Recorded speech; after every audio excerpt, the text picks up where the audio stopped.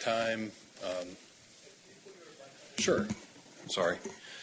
So we had brought a draft update to you for the Sidewalk Network Master Plan on September 15th, and you all directed that we reach out to the public and see if we can get some more input and requests.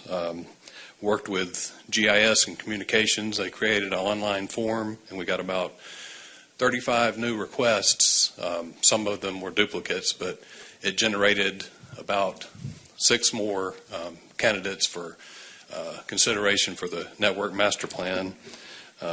What's in the presentation tonight is a list of, after staff evaluated those new requests, there were some minor updates to the proposed plan, and so we have the list. Is probably too much just to go through and read, but the list is available. There are several proposed additions, and I guess I've got the clicker. You have the list in the presentation.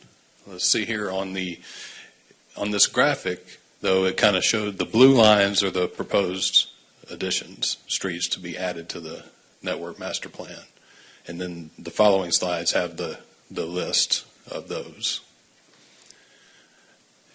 There's a criteria that we use to evaluate the new candidates. This again, it's a lot to read, but if there are any questions on that, we can discuss further. But we kind of, as a staff committee, we ran through those and made the recommendations to add these, and they're listed by district. And I'll just run through them. Can stop on any or go back to any to discuss. But we're also going to bring this back. We're going to have one more time frame where we can go over it a little more and bring it back on the January 16th council meeting for adoption. So there's still a little more time to review these and make final decisions. So this is a little bit larger map talking about the master plan and its purpose, along with the blue. The existing is in red and the proposed ones are in blue. You've not scored these yet, right? We have not, no. That's correct. And then, so we can add some until January? that's correct. Probably through, I'd say through the end of December, so we can get it on the agenda for January. But this is for adding candidates to the master plan. We're looking at sometime in the second quarter of 2024 to bring a scored list.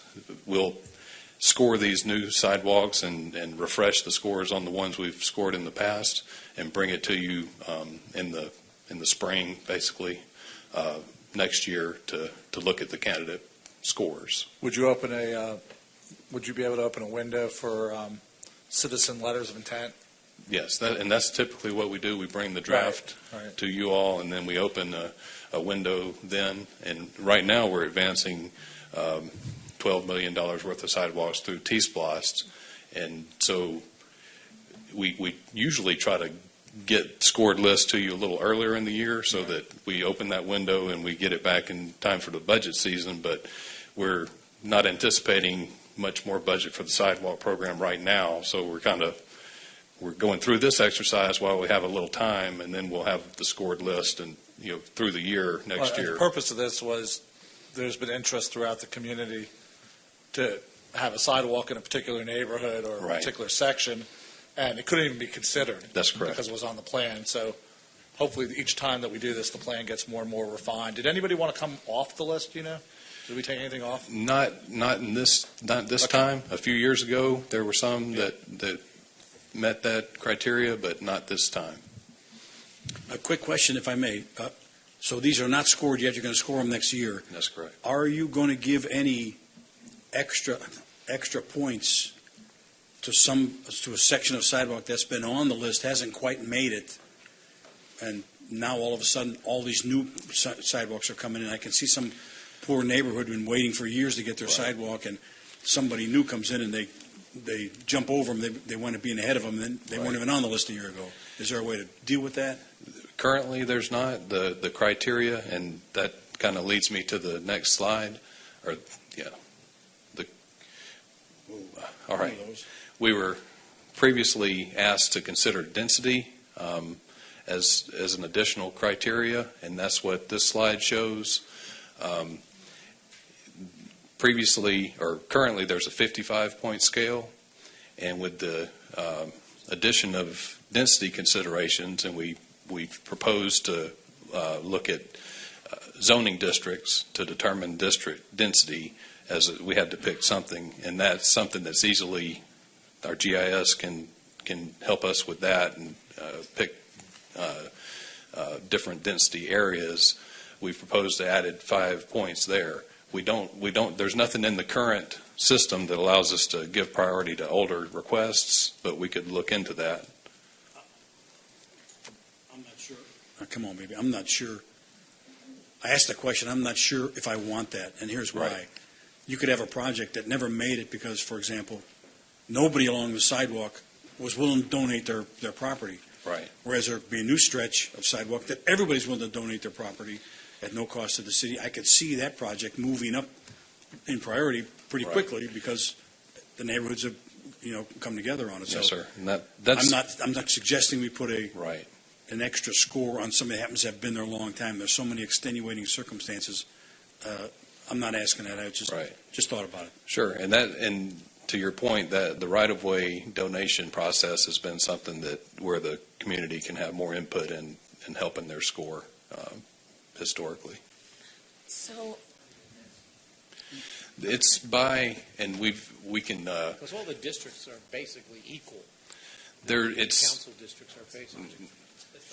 it's land use density. So the zoning per land use per zoning, such as commercial or residential units per acre, that type of land use is through the zoning districts, not council districts. The zoning districts is the, yes, sir. Mr. Waters, Yes. would you be able to come to? Hold on just a second. Okay. I'm going to have to insist that you seek recognition before you start talking, so we can keep order. Okay. I have All a right. chance to speak. Dr. I'd Kelly. like to speak. Thank you. Mr. Waters, would you be able to come back to council at some point, or just even, you really could email me, and I'll reach out to Okay. just to get a breakdown of sort of how many points certain zoning districts might be worth of that five? We have that process drafted, and we can share that with you all so that you can review it.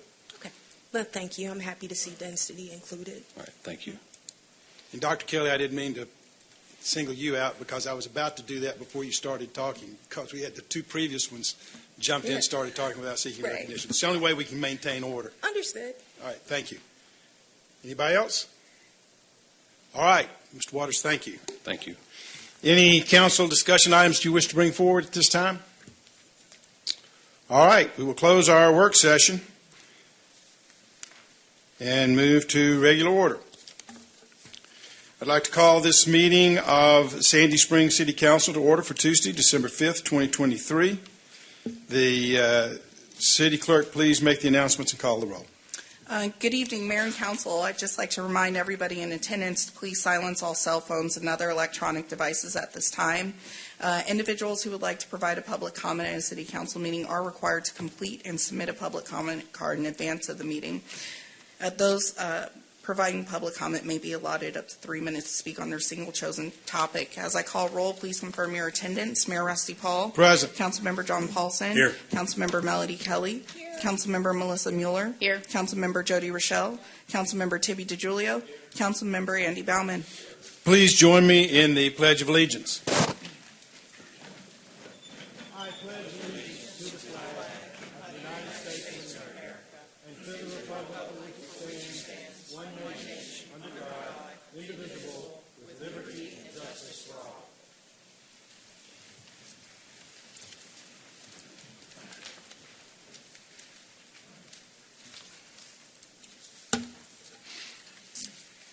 Madam Clerk, have we received any public comment cards? Yes, we've received 4 public comments this evening. The first, we have Doug Sturgis, Mr. Sturgis. And who's after him? Mary Ford, Ms. Ford, would you be prepared? and following Ms. Ford, we have Jane Kelly. Doug Sturgis, I don't think he's in attendance. No. All right, moving to Ms. Ford.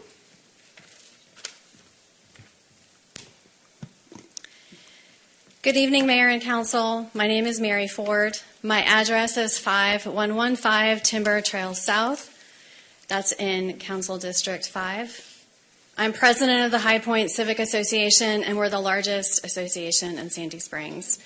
I had 3 points that I wanted to make tonight. The first is to reiterate our thanks to you all for listening to the over 100 public comments that were submitted about the gas station changes to the development code. Thank you for that. The second point is related to the change to ON to add neighborhood eatery. We recommend that this change be considered for the future development code update. We have not heard from neighbors that they are asking for this, and by my updated count, the commercial nodes around ON have nearly 20 open spaces available for such businesses. Finally, thanks to the city for getting ahead of future development at the Prado as part of the Crossroads plan. We appreciate you all being on the forefront of any future development there. Thank you. Ms. Kelly. And following Ms. Kelly? Rhonda Smith. All right. Ms. Kelly not here? All right, Ms. Smith.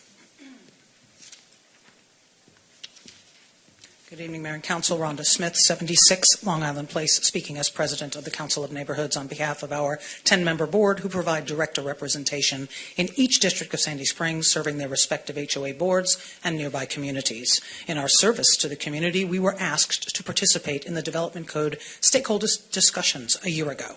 Since last November, we have remained engaged on the code, delivering to the community draft publication information and links, and public meeting dates with live stream links for when the code would be heard, keeping the public in the loop.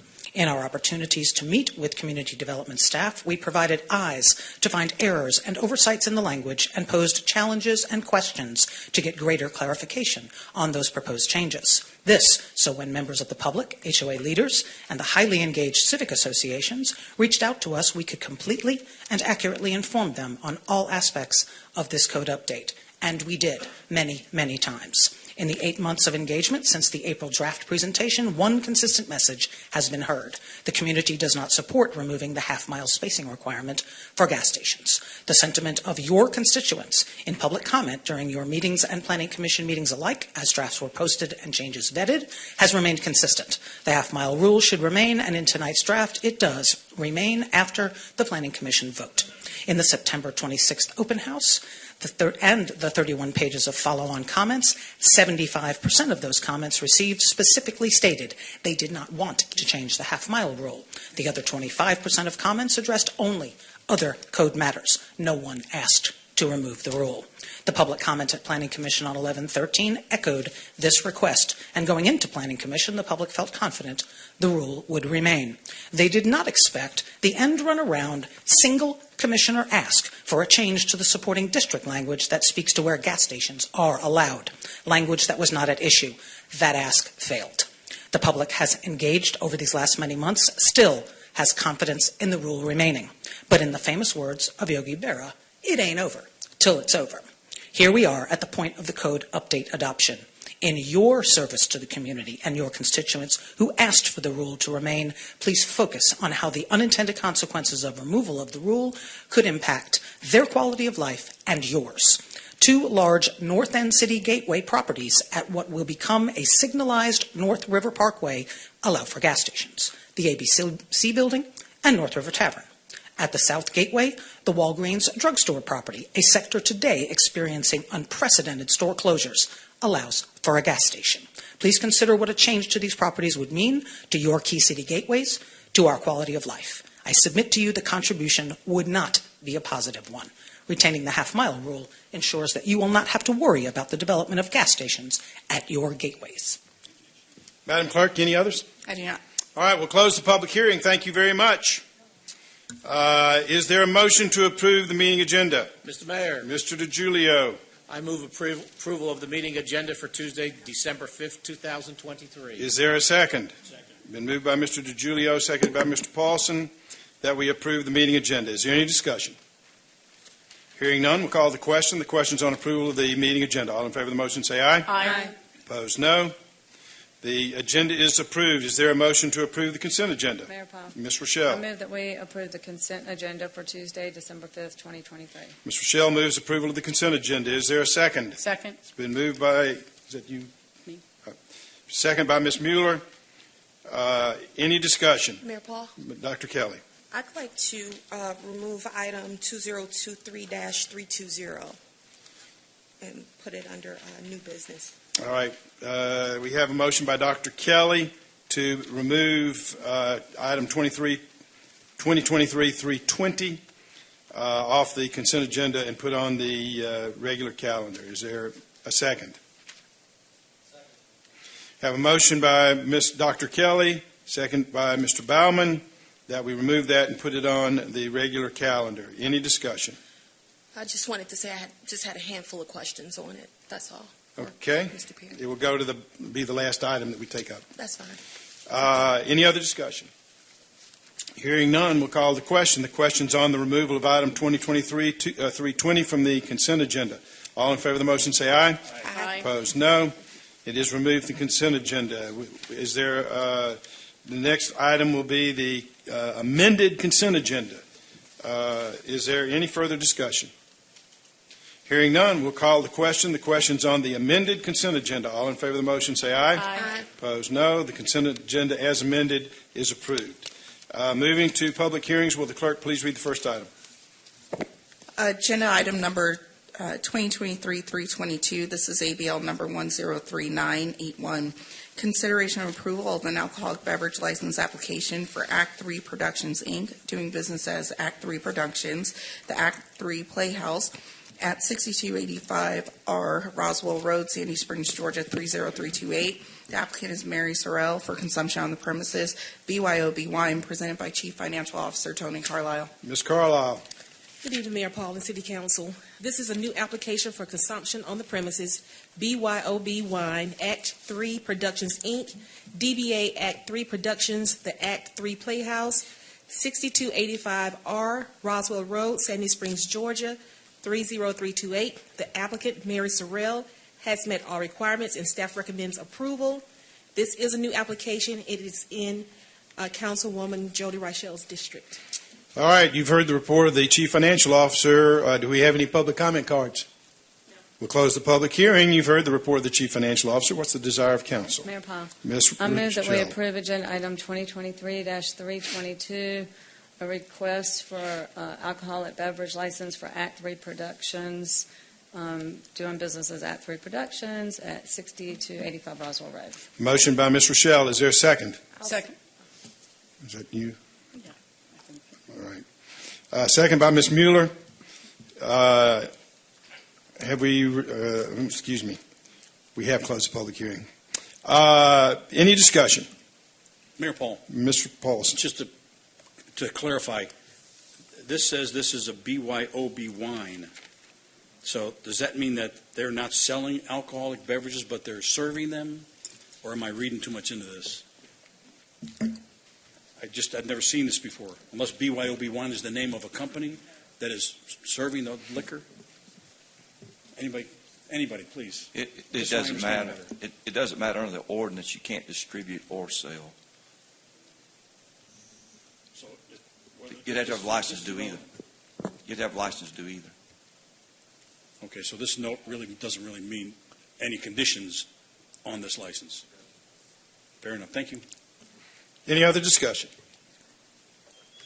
Hearing none, we'll call the question. The question's on agenda item 2023-322, approval of an alcoholic beverage license application for Act 3 Productions, doing business as Act 3 Productions at 6885R Roswell Road. All in favor of the motion say aye. Aye. Opposed, no. The item is approved. The clerk will please read the next item. Agenda item number 2023-323. This is ABL number 103994. Consideration of approval of alcoholic beverage license application for Concourse Athletic F and the LLC doing business as Concourse Athletic Club at 8 Concourse Parkway, Sandy Springs, Georgia, 30328. The applicant is Brian Nelson for consumption on the premises of wine, malt, and distilled spirits, presented by Chief Financial Officer Tony Ms. Carlisle. Mayor Paul and Council, this is a change of ownership for consumption on the premises of wine, malt, and distilled spirits for Concourse Athletics F&B LLC, DBA Concourse Athletic Club, 8 Concourse Parkway, Sandy Springs, Georgia, 30328. The applicant, Brian Nelson, has met all requirements, and staff recommends approval. All right, you've heard the report of the Chief Financial Officer. What's the desire of council? Mr. Mayor, Mr. DiGiulio. I move approval of item 2023-323, alcohol beverage license 103994, approval of an alcohol beverage license for the Concourse Athletic Club at 8 Concourse Parkway, Sandy Springs, 30328. We have a motion by Mr. DiGiulio. Do I hear a second? I'll second. Moved by Mr. DiGiulio, seconded by Dr. Kelly, that we approve agenda item 2023-323, an alcoholic beverage license application for Concourse Athletic, doing business as Concourse Athletic Club. Any discussion? Hearing none, we'll call the question. The question is on agenda item 2023-323, approval of an alcoholic beverage license application for the Concourse Athletic Club at 8 Concourse Parkway, Sandy Springs, Georgia. All in favor of the motion say aye. Aye. Opposed, no. The item is approved. The clerk will please read the next item.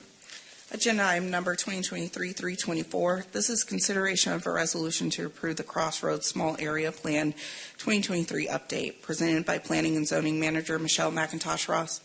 Ms. McIntosh Ross.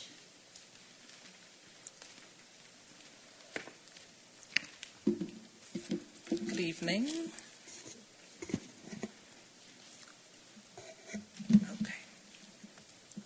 Okay, great. Good evening, Mayor and City Council. I'm here with you tonight with a resolution for your consideration to approve the Crossroads Small Area Plan 2023 update. Staff recommends, next slide, okay, hold on, let's see. Staff recommends approval and Planning Commission recommends approval. There were 2 public comments in support at the November 13th Planning Commission meeting. As I mentioned at the work session on November 7th, the Crossroads study area is just south of 285 along Roswell Road and extends south to the Target store at the Prado, and west to Lake Forest Drive, and east to encompass the 2 apartment communities, Whitley and Harrison. The Long Island Creek bisects the area northeast to southwest. And as you know, this project was initiated from our Next 10 Plan 5-year update as one of the work program items. For this study area, 65% of residents in the neighborhoods identify as Hispanic, and we proceeded with conducting a bilingual planning process to engage the entirety of the community. We started engaging the community in January of this year and continued receiving feedback through surveys and comment forms throughout the process. We used the feedback we received to inform the recommendations and design of the plan. Here is the study area concept that was generated from the community feedback. The major themes that were confirmed by the community were protection, preservation, and rehabilitation of the neighborhoods, enhance open space and natural areas, provide for more multimodal connectivity and enhanced lighting, encourage some redevelopment at specifically identified sites. The concept shows the majority of the area as protected areas. These are the areas identified for protection, preservation, rehabilitation. This minimizes displacement of residents and maintains affordability within the area. This area is the residential area within the neighborhood. We are also showing Long Island Creek as an opportunity for connected greenways and other opportunities to incorporate and expand open space throughout the study area. We identified new connections to create a grid system to serve pedestrians, cyclists, as well as address the circulation problems within Prado and better connections between neighborhoods. The identified redevelopment sites are Prado, frontage parcels along Roswell Road, select parcels along Northwood, and 4 parcels along Lake Forest Drive. The idea for Prado is to allow for substantial investment that would induce an extensive redesign of the parking and circulation within. We're proposing to transform the property into a well-connected mixed-use commercial and residential destination with a central open space with 3 to 5 stories fronting Roswell Road and 7 to 10 stories residential above ground floor retail and restaurants that will surround the central green space and along the Lake Placid Drive, where the topography dips almost 200 feet from the elevation at Roswell Road near the target. The frontages along Roswell Road, we're envisioning 3 to 4 stories near Northwood and east of Roswell Road. Highland Circle, where Copeland Shopping Center exists, we're envisioning 3 to 4 stories near Roswell Road and 4 to 5 stories in the core, and the buildings would diminish in height as you move west towards the neighborhoods. The area for the Northwood Roswell Road, the idea for the Northwood Roswell Road at Highland Circle is to encourage a mix of neighborhood-serving commercial uses and a variety of market rate and workforce housing and access to the Long Island Creek in potential greenways. Along the Northwood Road on the north side, we envision 3 to 4 stories of infill residential and mixed use. For the parcels along Lake Forest Drive, we envision owner-occupied, single-unit attached townhomes or cottage court-type homes to include internal courtyards and central green spaces connected to trails. For these redevelopment sites, it is the property owner who would be responsible for requesting any entitlements that they may need to proceed. The community has seen this plan and responded in the affirmative when asked if they are comfortable with the concepts. Those who were not comfortable cited their discomfort with multifamily on Lake Forest Drive. However, this plan proposes single-unit attached residential for that site. And staff recommends approval, and Planning Commission also recommends approval of the Crossroads Small Area Plan. I just want to add that we addressed all of the concerns that was brought up at the work session last time. All right, thank you.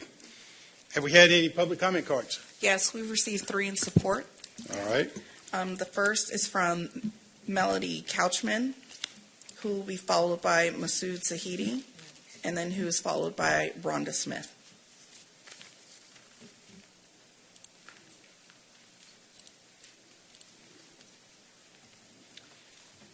Melanie Couchman, 8890 Huntcliffe Trace. I'm in support of the small area plan update, but first I'd like to start my comment by congratulating the council and staff on a wonderful City Springs Sparkle event on Sunday. There was so much diversity, so many smiling faces, and so many happy children. It was really clear that a lot of work had gone into that, and so I'd like to thank the staff and all of you for a joyous and fun experience. I have 2 comments about the Crossroads Small Area Plan.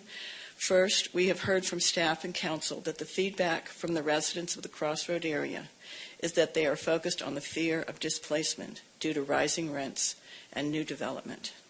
The words preserve and protect residential are hard for a city to do without using city powers to require a percentage of the units to remain affordable when rehabilitation is complete.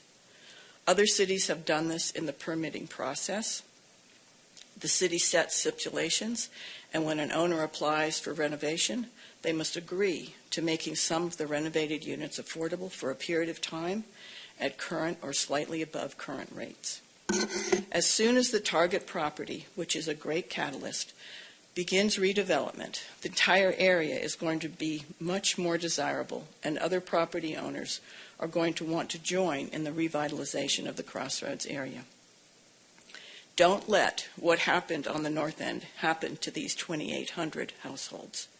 On the north end, apartment after apartment was remodeled and the rents went up and families were forced to move out of the city. You can take steps now, before any redevelopment happens, to assure that these workers don't get displaced. Please consider using your power in the permitting process to make sure we do preserve and protect the housing affordability for our workers in the Crossroads area. I would also like to ask the Council to be open to the concept of a transit-oriented development, otherwise known as a TOD, in the Crossroads area. A MARTA station is on the map within an 8-minute walk of the Northwoods community. This is a prime location for a transit-oriented development. I did some brief research this afternoon, and it appears that a bus rapid transit station now also qualifies for a TOD. A TOD could be the catalyst for an economic revitalization of the whole area with increased tax revenues, less traffic, and sustainable, affordable housing for our workforce. Creating a TOD would not only bring new retail and residential, but would bring federal and philanthropic dollars to the project. Transit-oriented developments. Ms. Couchman, I need you to wrap up. We need to reserve time for the other speakers. Transit-oriented developments create sustainable, robust economic engines, and I will mail all of you resources in case you don't know what a transit-oriented development is. Thank you. Thank you. Masood Mahidi.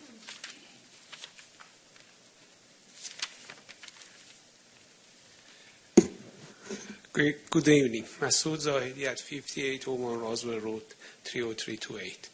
I want to just bring your attention to one small point. This crossroad area is very nice thing. Thanks for staff. You did a beautiful job and look good. But one thing, in reality, when you want to do such a big project, there are many elements together, many property owners. And this master plan show all of them look like somebody buy a whole chunk of them and bring something together. But in reality, these individual properties, someone may buy one, and next 10 years, maybe someone else buy another one. And I want you to be careful with this, because I initiate one piece of property for this crossroad plan. They have a nice web of a street they connected together, but somewhere in other places in the code, they requested 40, 50-foot buffer between two properties. And this is going to be against what they wanted to have one project. I wanted you, if possible, let the staff, and some of them I cannot even apply for a variance, for a 60-foot buffer between those, for example, two property. I wanted, if you consider, let the staff hands open possibility to bring you a variance if it makes sense, so you consider it for these properties to be a little bit closer, the buffer don't be so huge. So if it makes sense for the community, so in the end, when this everything come together, be a blending and nice harmony project, the way is rendering show, not a one project with 50, 60-foot buffer, another project 50, 60, is separate, totally separate from each other. If you consider that and let the staff, the applicant, allow the applicant to apply for a variance, and they bring it individually in front of you, and you decide about, okay, this is like nice 60-foot buffer, we let it go with 30-foot buffer to make it more blending, everything in the end. That can be better. Okay. Thank you, Mr. Mahidi. Clerk, can you stop the clock just a second? Kristen, let me pose a question that may address some of Mr. Mahidi's concerns. There is nothing, even in this plan or in our land use, that would prevent any landowner from coming in and seeking to rezone and modify a project. They can propose just about anything they wish and would be considered by this council. Is that correct? That's correct. So, Mr. Mahidi, you can do what you can bring forward your plan, and we would consider it. Now, that doesn't mean it's going to get passed, but just so you know, we don't have to incorporate that into the plan to, anybody can come in and request changes to zoning and land use, whatever. This council has the ability to vote that at that time. All right? Okay. Ms. Smith?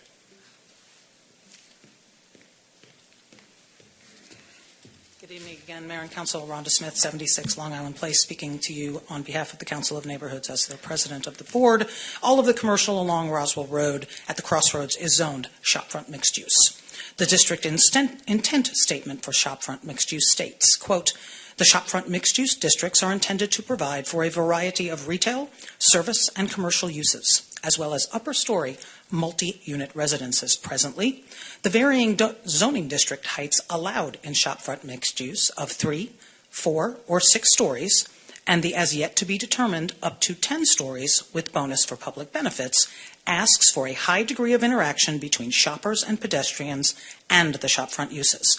The districts also allowed for civic, open space, and park uses. The Crossroads Small Area Plan allows, asks, and plans for all of this. The zoning, and therefore the ultimate height of the upper story residences at the Prado, plays a pivotal role in the future of the economic vitality of it and the area itself. Striking the right balance for development in uncertain economic times is no easy feat. Addressing quality of life, traffic concerns, transportation needs now and in the future, and sustained economic vitality comes in the form of plans just like this. Will the internal grid of streets work to reduce traffic on Roswell Road and also encourage strategic development and transformation of the Prado with new retail destinations, housing options, and central open space, as the plan indicates? A key action in the plan says that it will, and the market analysis conducted for the plan says that the Prado is the most likely location within the Crossroads study area to accommodate new development in the short term. The 2020 Housing Needs Assessment Strategic Economic Development Plan recommended, quote, "develop vertically integrated mixed use in the Prado," end quote. The long-term vision that bore out of the Crossroads stakeholder engagement asks to, quote, "redevelop the Prado with more walkable streetscapes to benefit shoppers and develop family-friendly experiences that would serve surrounding neighborhoods better," end quote. In the zoning public process with a number of options for height and the public benefit requirements to get there, an applicant will have to fulfill those requirements, demonstrate they can and will fulfill the Crossroads Plan, what the Crossroads Plan asks, and the community will have the opportunity to weigh in to get what will serve them better. City Council will have the authority to ensure all of the planned elements called for will be delivered with whatever other conditions you and staff recommend to achieve the plan without compromise or shortfall of what is entitled in the process. I ask you tonight to approve the Crossroads Small Area Plan. Thank you. Thank you. Ms. Couchman, you have a minute and 26 seconds if you would like to continue your statement. No. All right. We'll close that portion of this public hearing. Do we have any other comment cards? All right, we'll close the public hearing. You've heard the report of the planning and zoning manager. What is the desire of council? Mayor Paul. Mr. Baumann. I move that we adopt agenda item 2023-324, request for consideration to approve the Crossroads Small Area Plan 2023 update. We have a motion by Mr. Baumann. Is there a second? I'll second. Ms. Rochelle got in under the gun. We have a motion by Mr. Baumann, second by Ms. Rochelle, that we approve agenda item 2023-324, a resolution approving the Crossroads Small Area Plan 2023 update. Is there any discussion? Mayor Paul. Mr. Baumann. Well, so thank you to everybody involved. I think a lot of work has gone into this for a few years, and I appreciate the opening comments about why we're even doing this. It's because we directed it. It's because the council directed it. That this was part of, it came out as a recommendation during our mid 5-year update of the next 10, and that's why we do it. And I think, there's a lot here, and there's a lot more coming tonight. I think this brings into focus the process and why we do these things, and why we make plans, so that we can get all of the stakeholders involved. It was an organized effort. It was bilingual. There were dozens of meetings that you could participate in. It gets a lot of what a lot of people want. It doesn't get everything that everybody wants. It is aspirational. I think the mayor made a good point that nothing in the Crossroads plan changes anything other than a city vision. And Kristen, would you agree this is a city vision? Yes, that's correct. We are not actively rezoning any properties as part of this process. Right. So as an example, on Lake Forest Drive, nothing says that those properties become townhomes. Those could be maintained as single-family homes in perpetuity. It's not required. Likewise, the fact that the city designates the rehab and renovation area and results in the current status quo of those properties, nothing is preventing those property owners from coming in and redeveloping. And to a point that was made, the city's not here right now at controls. If they want to come and renovate, there's nothing that would mandate rent control or rent restrictions. Again, for not commenting on it, better or worse, that's just what it is. So I think we need to be clear of what we're doing here. This process also goes back to the Prado wanting to redevelop and making sure we looked at the entirety of the area. There are controversial elements of it. I'm sure not everybody agrees. But I will say this, and I didn't know what public comment would be here tonight. I don't know of anybody that opposes this process. I don't know that anybody thinks that the status quo of this area 30 years from now is a good idea. That if there are opportunities for redevelopment in the area, improvements on what exists, then we should not stand in the way of that. And this is the beginning of us putting the conditions in place to address so many priorities as it relates to nodes on the south end. This is one of 3 nodes to address housing and housing choices. There's no new land. It checks all of the boxes, so I am strongly in favor of this plan as written. Any other discussion? Ms. Mueller. So this is a process question here. Sure. Since we have several, we're doing the plan and we have the code. If one of these sections, for whatever reason, was not approved, what happens to that item? Does it come back to council at another meeting? Or I'm just trying to understand what would Well, happen. what would happen is if it depends on the vote of the council, if it's approved tonight and nothing else happens, then it stands. If it were, for example, vetoed, you'd have to come back. And the whole plan would have to be vetoed, not just part of it. And does that apply also to the sections of the code that we're going to be going through? It would apply to the whole code as presented. Okay. Point of order, Mayor. Sure. All that's on the table right now is the Crossroads plan. I understand. Right. Yeah, But she asked a process question, which is Right, point of order, but we'll which I'm vote- required to answer. And of course, yeah, I'm not disagreeing. But we're going to vote, just to clarify, we're going to vote on the Crossroads plan. It's open for if somebody wants to amend it, and we're going to vote it up or down ultimately because it's been moved and seconded. We're going to vote on this, and then it goes like anything else. It goes to the mayor for signature as passed, or if it fails, it's dead. And nothing happens. Any other questions? Discussion? I have a question. Dr. Kelly. Yes, I am wondering, I have 2 questions, I think. When we engage stakeholders, was the education sector brought in? And, oh, there you go. Okay. Yeah, so we talked to several groups, property owners, residents, the community assistance centers, the nonprofits. So in that regard, there was some educational components there with La Amistad and some of the other groups, Los Niños as well. We did have folks from the Lake Forest Elementary as well. Okay. So there was some conversation with Fulton County Schools, I guess, through Lake Forest? Yeah, not with any officials from Fulton County Okay. Schools, but folks from the school, Lake Forest. All right. Just curious if they had any insight around the proposed density. Also, speaking of the proposed density, what was the general thinking around 10 in the places where you wanted to go with 10 stories? Yeah. The feedback showed that the And the community... economic analysis? Oh, yeah. I mean, that showed that would work, yes, especially for Prado. Okay. Thank you. Any other discussion? Mr. Paulson. Thank you, Mayor.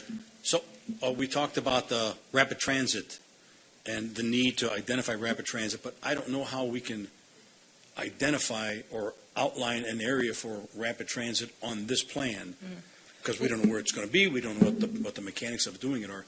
So how detailed are we discussing rapid transit in this plan? I don't remember seeing much on it. Yeah, so we did, on our map, we did show the potential bus rapid transit station to be on the southeast corner of Roswell Road and 285.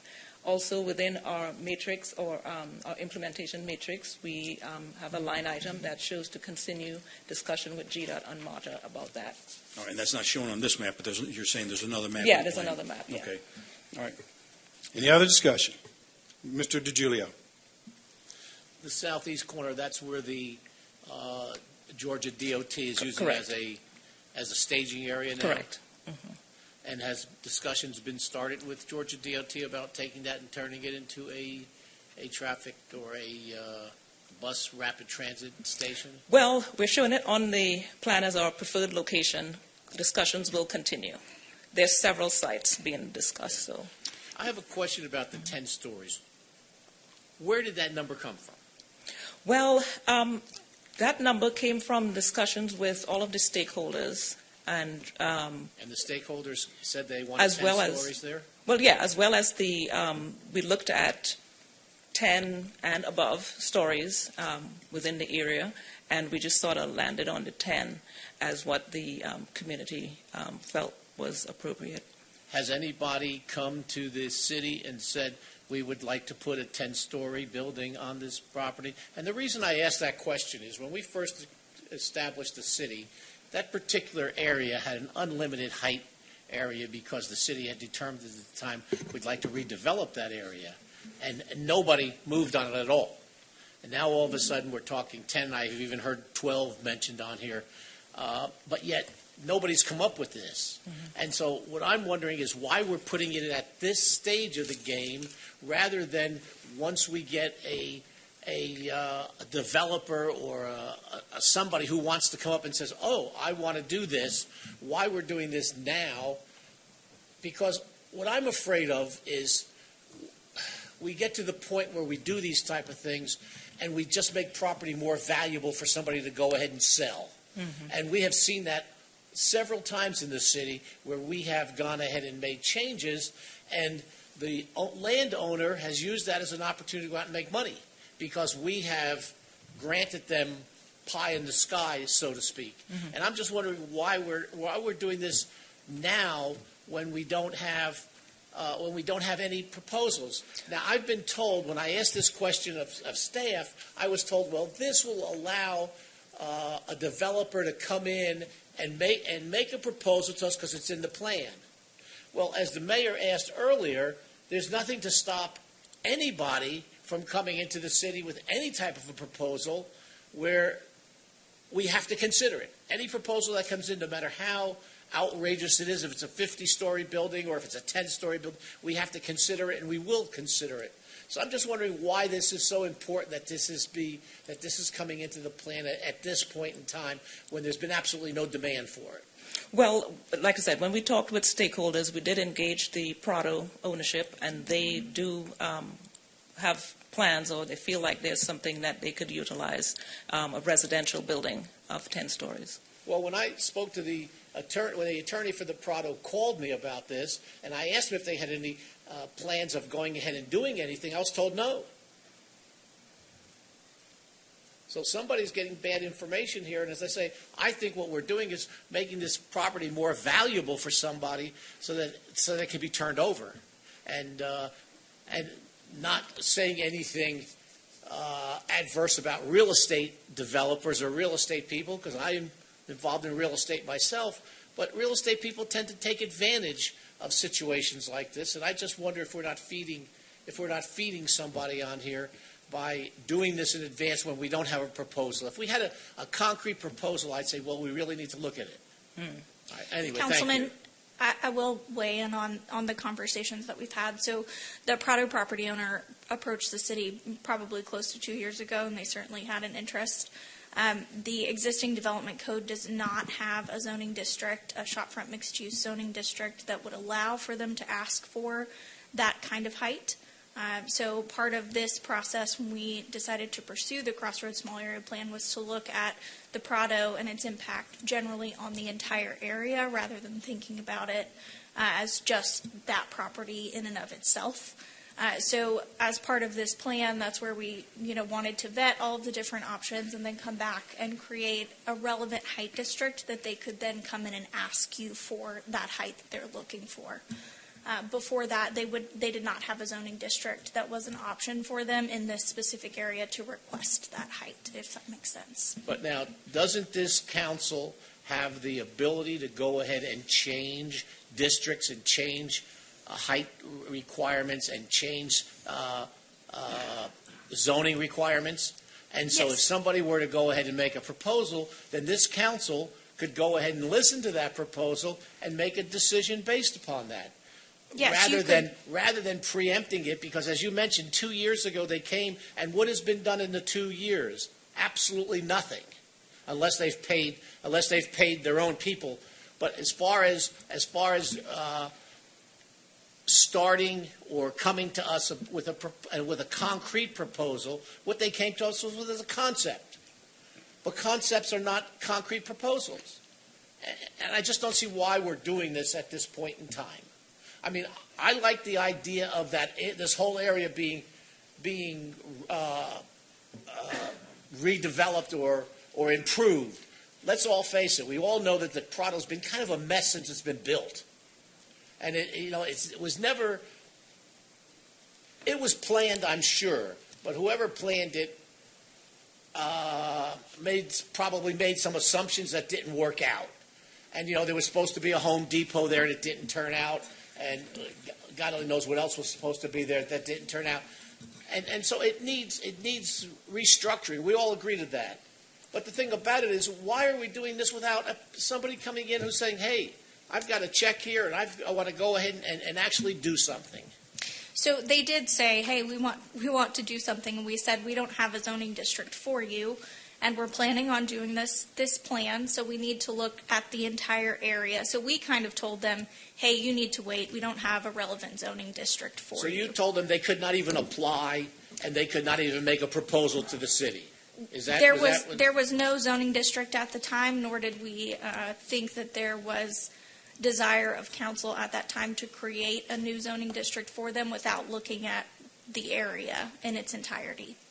Was council polled, or was it presented to council to see if there was any type of an intent or any type of a desire on the part of council to go ahead and not to approve it, but to consider it?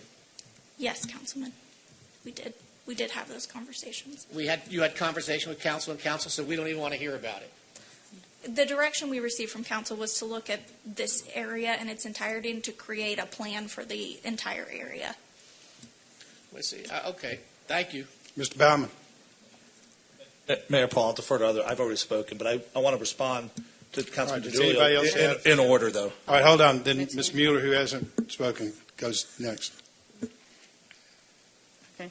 So question, Kristen.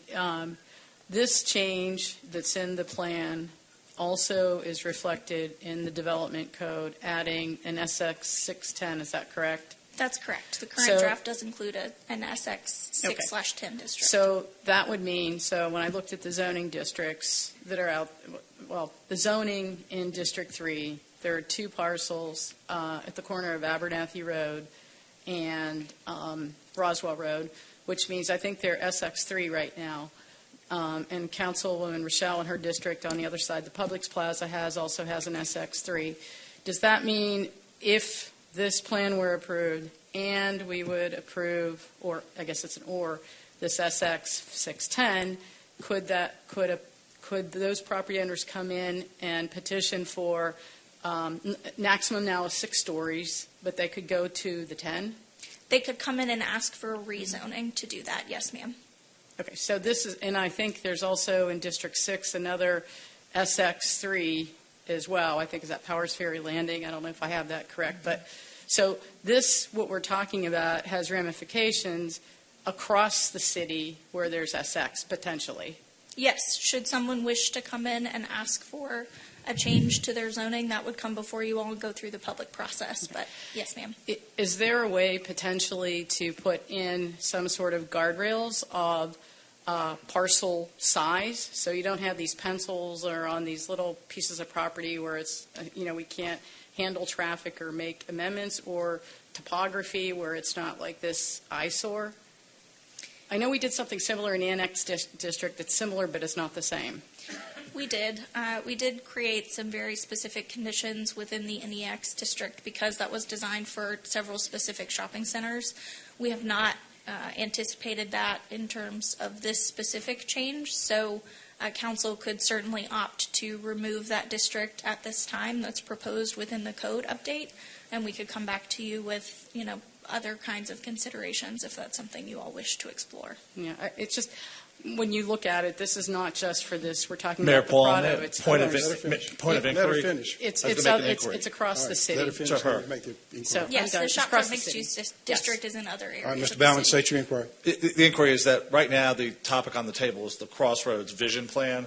It is not, adopting this doesn't create a new zoning district within the SX. Nothing that we do on this motion, we will have a debate and a motion coming up later in the agenda that I think all of those points are more germane. I think at this point, it is simply an aspirational master plan, and that all of those questions are great questions and important questions that probably are going to come up exactly again in the discussion over the development district. All we're doing here is adopting the Crossroads plan. Is that right? Yeah. Mr. Baumann, you haven't stated your inquiry yet, though.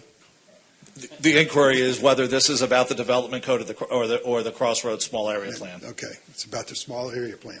I have a question, though, but don't they have to be in sync, or shouldn't they not be in sync? So if this gets approved, should we not then be approving what's in the development code item? That's for every member of this body to make a determination based on input from staff if you need input. Because then you have a misalignment. Right. Okay. Anybody else? Mr. Paulson. I got to clarify this a little bit. This in no way commits us to anything other than the ideas about protection, preservation, rehabilitation. I like those ideas.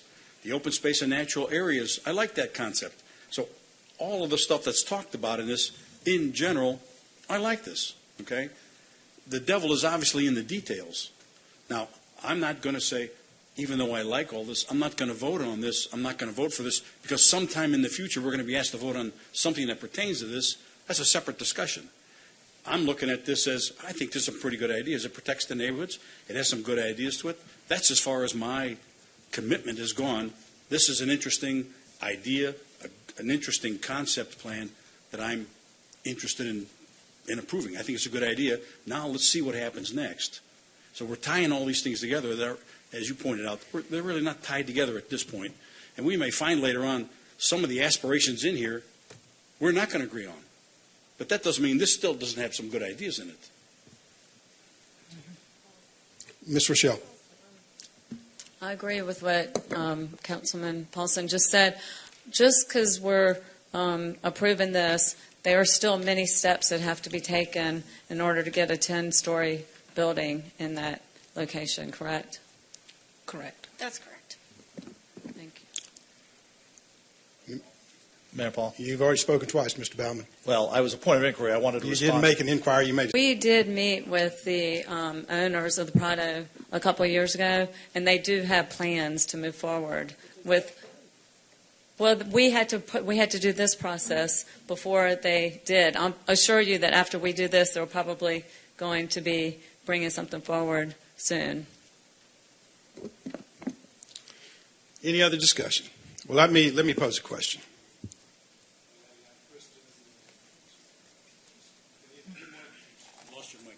Mike, there we go. Sorry about that. As planners, professional planners, would you design the Prado as it is today? No, sir. That's a What whole makes design. staff think that adding density to that complex will make it better? Well, I think that the additional density would invoke some investment that could repair the garages and parking and traffic circulation in there. It injection of some And investment. what would be required, in your estimation, as a professional planner to do that? I don't know the numbers for the amount in terms of. I mean, you're a numbers, planner. You but- can look at a map and kind of see, is this working? And I'm sure you visited the site to determine, like most of us, that it's not working from a circulation and traffic management perspective. So if you wouldn't design it as it is today, and we would concede that it is a problem with circulation and moving people through there, why is adding additional density going to make it better? Okay, because the plan with the additional density is restructuring all of that, so it's going to be repaired. So they in my have to opinion. basically come in and tear out buildings, widen streets, increase parking? Yes. Is that that's the question. Yeah, we have proposals for additional streets, additional parking, removal of. So for them to come in and add 10 stories, they have to basically redevelop that site, correct? Yes. Ms. Spire-Smith, would you agree with that assessment? Yes, It would have to Mayor. be So- basically torn down and reconstructed. Not necessarily every single element of the site, but certainly many of them. And the plan proposes, for instance, a separation of 2 parking decks, perhaps, and a green space in the middle. So the plan anticipates some major structural changes to that site that would be needed and discusses that. So, And has the owner agreed to those? so what we have talked. That's not my question. Yes. Has the owner agreed to those? So let me address it in this way, Mayor. We have had many discussions with the property owner, and we have made some proposals here. And we've given them general guidance that should you want to come in and request a rezoning, you're going to have to make significant investment in the site, and you're going to have to restructure the way that it is structured today, the way that traffic moves, the way that people park, all of those sorts of things. Now, could they make tweaks to what we've shown in the master plan and ask you for that through a rezoning process? Yes, absolutely, and you would anticipate that when you get into the details of the design of the site. We are at a very high level in terms of looking at this from a master planning perspective, but that would certainly be something that we're looking for as part of any rezoning application. Okay, so in your estimation, a major redevelopment of that site is the only way that you could justify adding 7 to 10 stories. Yes, sir. And it would be staff's recommendation, should that come in, that unless that happens, the staff recommendation would be to oppose that proposal, correct? Yes, Mayor, that would not be in line with the Crossroads Small Area Plan if they did not make other major site investments. All right. I would like to get a commitment from the owner before I have similar reservations to Mr. DiGiulio. Before we offer an enhanced look at that particular property, I would like to get some commitments from the owner.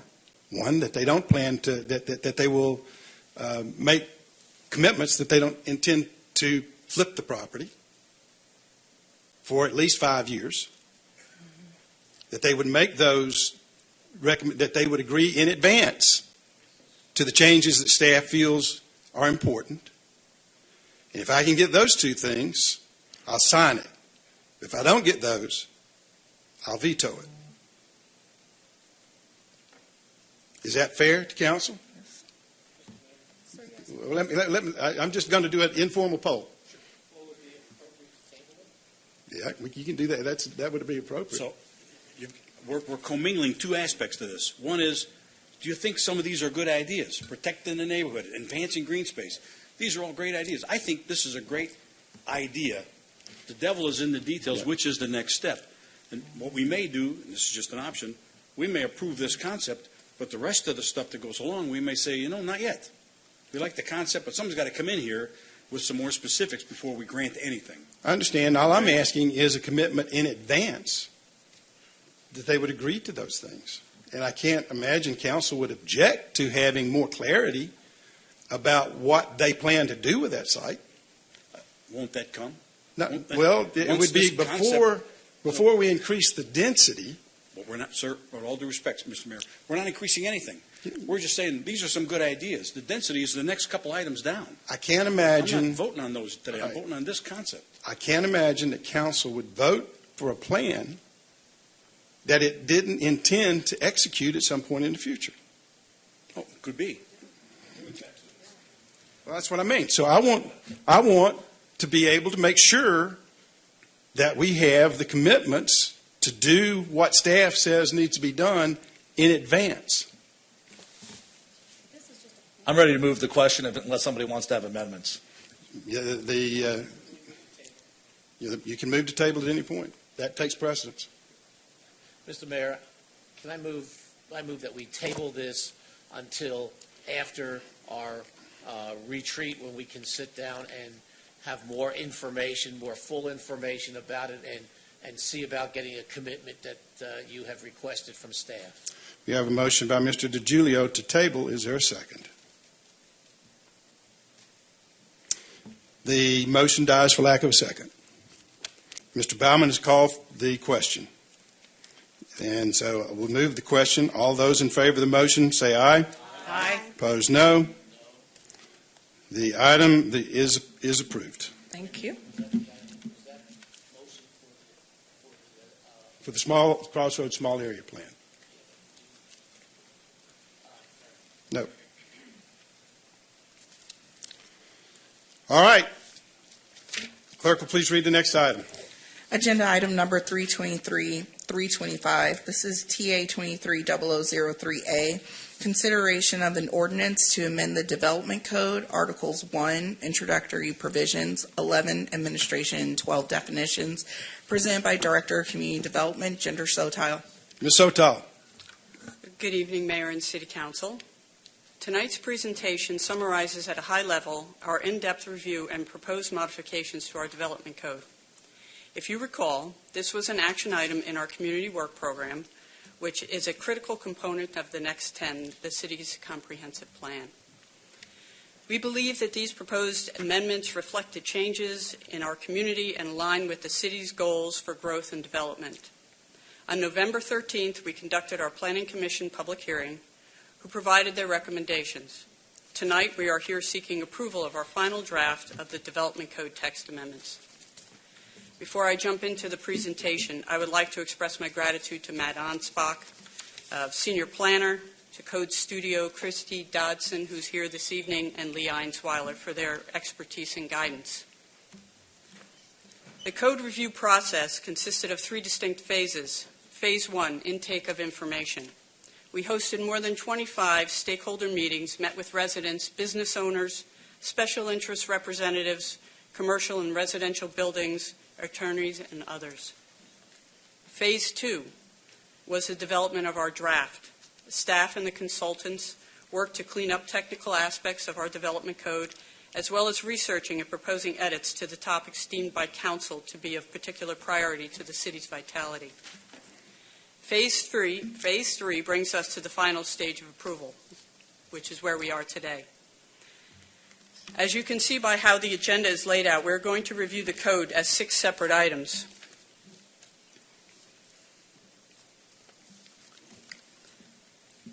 Text amendments A through E and a technical manual amendment.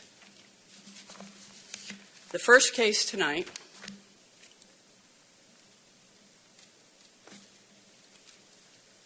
addresses changes to Articles 1, 11, and 12.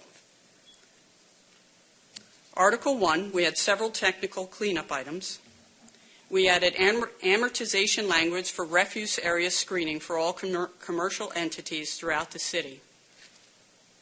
We added some language that more accurately reflects the relationship between the districts and their associated character areas.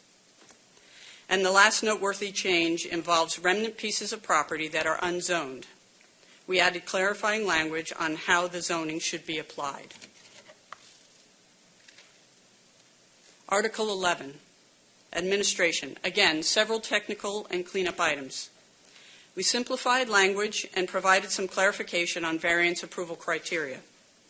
We moved the stream buffer variance to this division from Article 9 to keep all the variance regulations together. We made some edits to the Board of Appeals and the Director's decisions to mirror recent changes in state law. Article 12. Again, minor tweaks and additional definitions.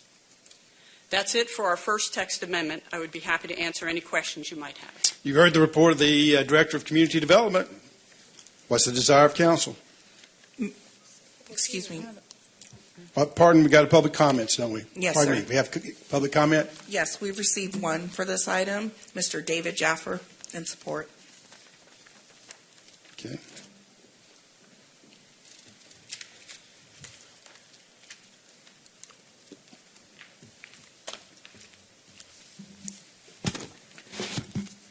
Good evening, Honorable Mayor, City Council members. I'm David Jaffer with Jaffer Law PC 3538 Habersham at North Lake in Tucker, Georgia.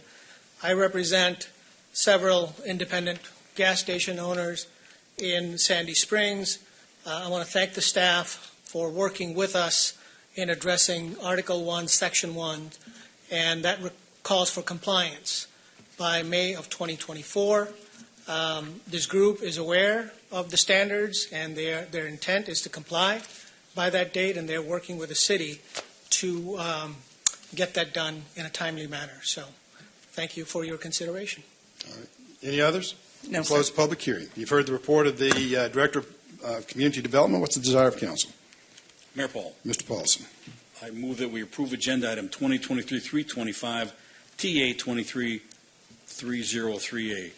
Consideration of an ordinance to amend the Development Code Articles 1, Introductory Provisions, 11, Administration, and 12, Definitions, as staff recommends. We got a motion by Mr. Paulson. Is there a second? I'll second. Moved by Mr. Paulson, seconded by Dr. Kelly, that we approve agenda item 2023-235, an ordinance to amend the Development Code Articles 1, Introductory Provisions, 11, Administration, and 12, Definitions. Any discussion? I have a question. All right, hold on. Dr. Kelly, as a seconder, gets, do you want to, Okay. hold on just a second. Mr. Paulson? I'm good. All right, Dr. Kelly. Okay, great. Thank you. Ms. Sotile, I was wondering. Can you turn your microphone on, please? Oh, I got to get closer to it. Yeah. Ms. Sotile, I was wondering what the changes in state law were that sort of led to the changes that we make as it relates to, I guess, appeals and whether they go to Board of Appeals or the Superior Court. I'm going to let the city attorney answer that question, please. Oh, okay. For many years, the appeals process from quasi-judicial functions like the appeals board have been very complicated. It required that there be two parties to the action, that being the city and the appeals board itself. And it became very complicated about who to serve, and many times unsophisticated applicants or appellants would lose out just because they served the wrong somebody. Many places, and this is applicable all over the state, Sandy Springs didn't have that much of a problem with it because of the sophistication of the operation, but it requires that it required, until the state law changed, that a record be produced. In many cities, appeals boards at many cities did not produce a record. So it made it even more complicated that the process in Superior Court would be acting as an appellant rather than a trial court. And what this change in state law does is that it makes it a review of first appearance. And here it would be much less complicated to do it this way. So our ordinance changes as proposed mirror that state law change. Okay, so if I understand correctly, then for land disturbance permits, administrative use permits, and administrative variance appeals, then those would now, they would go to the Superior Court then. Under our code, all variances come to the appeals board. Right. The non-variance issues that previously were going to appeals board will not. They have to be appealed to Superior Court. Thank you. Ms. Rochelle. I have a question about the refuse area screening. Is that, I think this is the right time to ask this, but can you tell me what the definition is of that or what the requirements are? Because I went by several gas stations today, convenience stores, and they were either not screened, or maybe they haven't come into compliance yet, or if they were, I mean, they might have had like broken boards and you could see it, and it just wasn't well done. And I'm just curious, like, how long they've had to get into compliance, whether they are in compliance, and what the definition is of the screening. The way the code reads today, you have to have screening that is complementary to the aesthetics of your building. That's one of the criteria. The other is that it's fully enclosed. With the current amortization schedule, they have until, I believe it's 7 years from the adoption of our previous code version, which was, I believe, August 2017. So I think they have until August 2024 to come into compliance. And they don't have to come into compliance until then. We've been notifying them every year since we enacted that section of the code to let them know that the clock is running and that these are the items that they have to take care of. We do have standards in the code that specify what the enclosure is supposed to do as far as gates and that sort of thing and what it looks like. So they've had over 6 years to do it, and most of them have not even done the minimal of screening the refuse area. As far as I can tell from our records, there are, I believe it's 7 gas stations currently that are totally compliant out of the 26. I could tell you in a second, I wrote it down. 26 gas stations, 7 are compliant, 100% compliant with those amortization schedules. And if we had code enforcement go to these stations, or they're not even, we can't even cite them because they have until August to come compliant? Right, that's correct. Ms. Mueller. So, Ginger, what happens, when time's up for all this amortization? So, does the code? I mean, does it say there's a fine by day, or I don't know, or does this just go to the court, or? I mean, I think because we always we try to get compliance, right, and not right. So how do we do that? I mean, so what will happen is I guess when the 7 years is up, we will send code enforcement out, and whoever's not in compliance will issue notices of violation, like we typically do, to try to gain compliance that way. And if we don't get compliance, then we have the ability to issue citations. but the citation is just to appear in court. Is that right? So There's a fine. There's a monetary fine. So if there are, say, Okay. 5 items on that list of noncompliance Right. or for the amortization, then we can cite them for those 5 items if they're deficient in those 5 items. So it would be 5 separate citations, $1,000 maximum fine per citation. Could the city, or is this a court decision? So I don't know, Mr. Lee, would a business license ever be revoked for something like that? I don't know how that works. You know, egregious repeat offenders could possibly fall into that category. We've not had it happen. So we'd like to think it wouldn't. Okay. Just one more. So can they, whenever, I know it's been 7 years, but is there extensions? Can people file for extensions by right or law whenever these things happen? You know, often, I don't believe it's written into the code that there is the ability for an extension.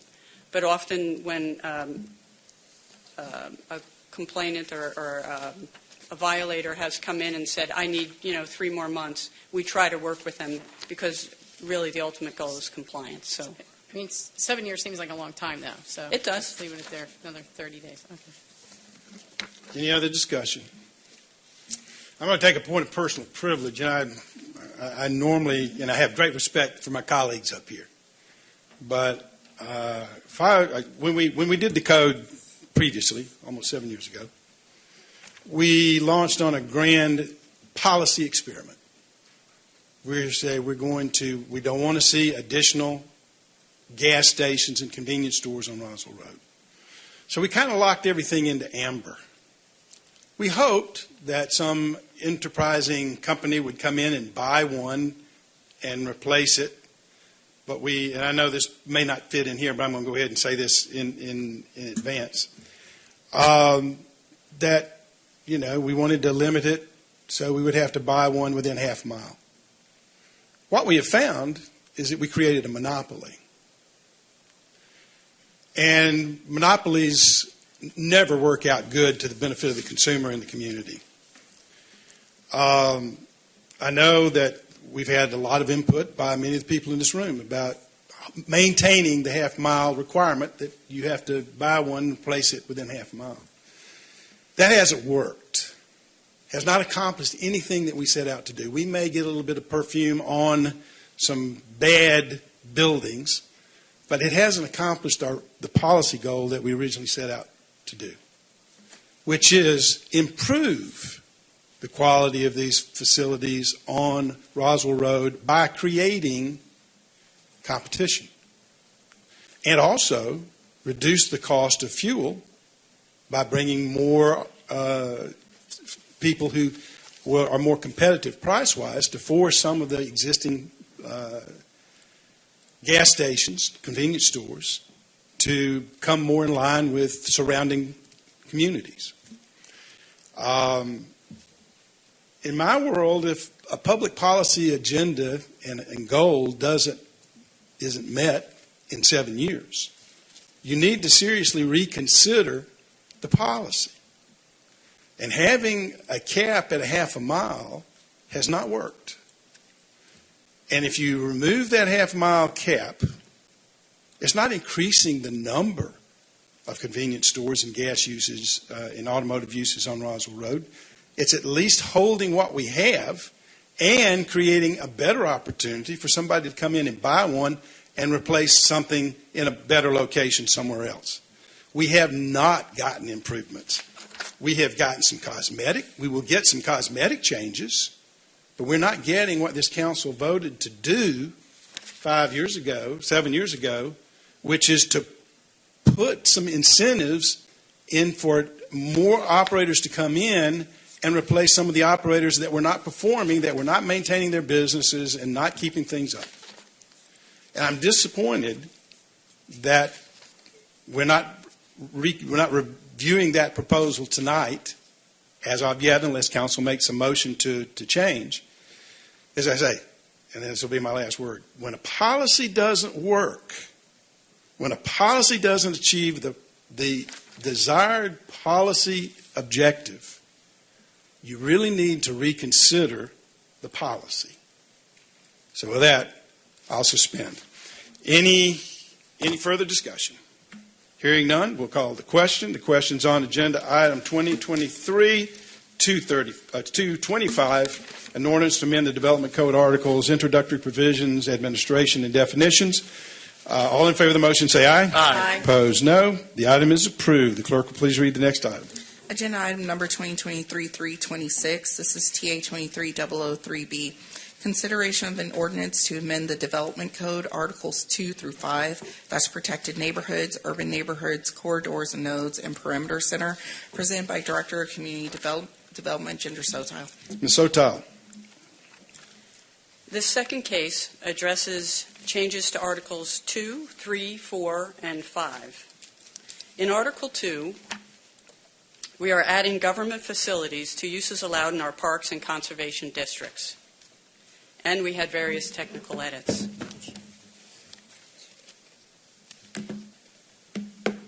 In Article 3, Urban Neighborhoods, we introduced a new housing type called neighborhood units.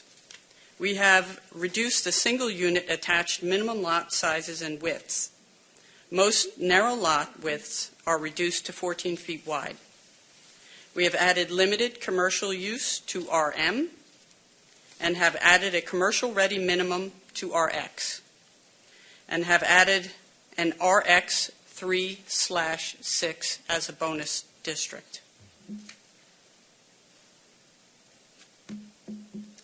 In Article 4, Corridors and Nodes, we have added the ability to convert office to residential in the ON and OX districts. In the ON district, with a conditional use permit, and in the OX district from the third floor up will be as of right. We have also added bonus districts to the City Springs CS 6-8, Commercial Mixed Use CX 3/6 and 6/8, and to Shopfront Mixed Use SX3/6 and 6/10. We have removed the minimum height in the City Springs district and reduced minimum lot size for single-unit attached housing. Again, the most narrow lot is reduced to 14 feet wide. Article 5, Perimeter Center. Here we have added the ability to have limited commercial uses in the perimeter residential district.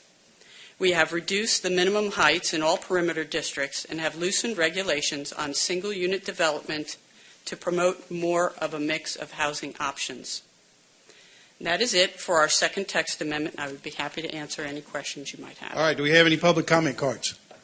We do. We have one this evening. This is in support from Bill Gannon. Mr. Gannon.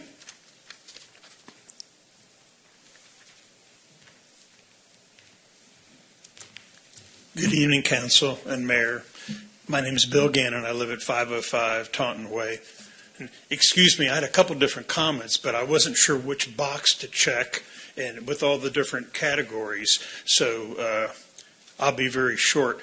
First, TB, I was real impressed with your comments about not upzoning all the real estate guys, because I've watched every hearing in the history of the city, and I certainly agree with you that I don't think we should just upzone properties because they're aspirational. It feels good at the moment, but I was on the committee that did go unlimited height, and I think I misvoted 20 years ago or whenever it was. Second, I was also born on May 12th. That's Yogi Berra. So I came today because it might not be over. I have a kind of a complaint. You know, we had all these options here on the gas station issue. I told a lot of people that it was off the table, that gas stations weren't going to be changed. Then, when you go to the Planning Commission, which I told people not to attend, we have a commissioner saying, hey, let's put the gas station thing back on the table. So I'm just pointing out, as a citizen, it's very confusing to know whether we should go, I'll use a gas analogy, on the accelerator or to be polite. And I don't like to stand up here and use your time any more than necessary, but I'm tired of the gas station issue. I'm sorry that for 7 years things didn't work. I hope that the city can find a way to incentivize the existing gas station owners so we don't have to put giant gas stations up on the road there. Then more to the point, the last comment of on the ON on the zoning. I'm talking about, commercial zoning primarily. Inside 285, I would like for our friends that represent the people on the south side to look closely at the nodes, the commercial nodes on Roswell Road, and keep the density, not only commercial but also residential, keep the density in those nodes. We have plenty of open spaces for restaurants, et cetera. And I'm not as good on the technical issues of, the exact wording, but Susan back here has articulated all of it properly. Thank you for your time. Mr. Gannon, thank you. Any others? No, sir.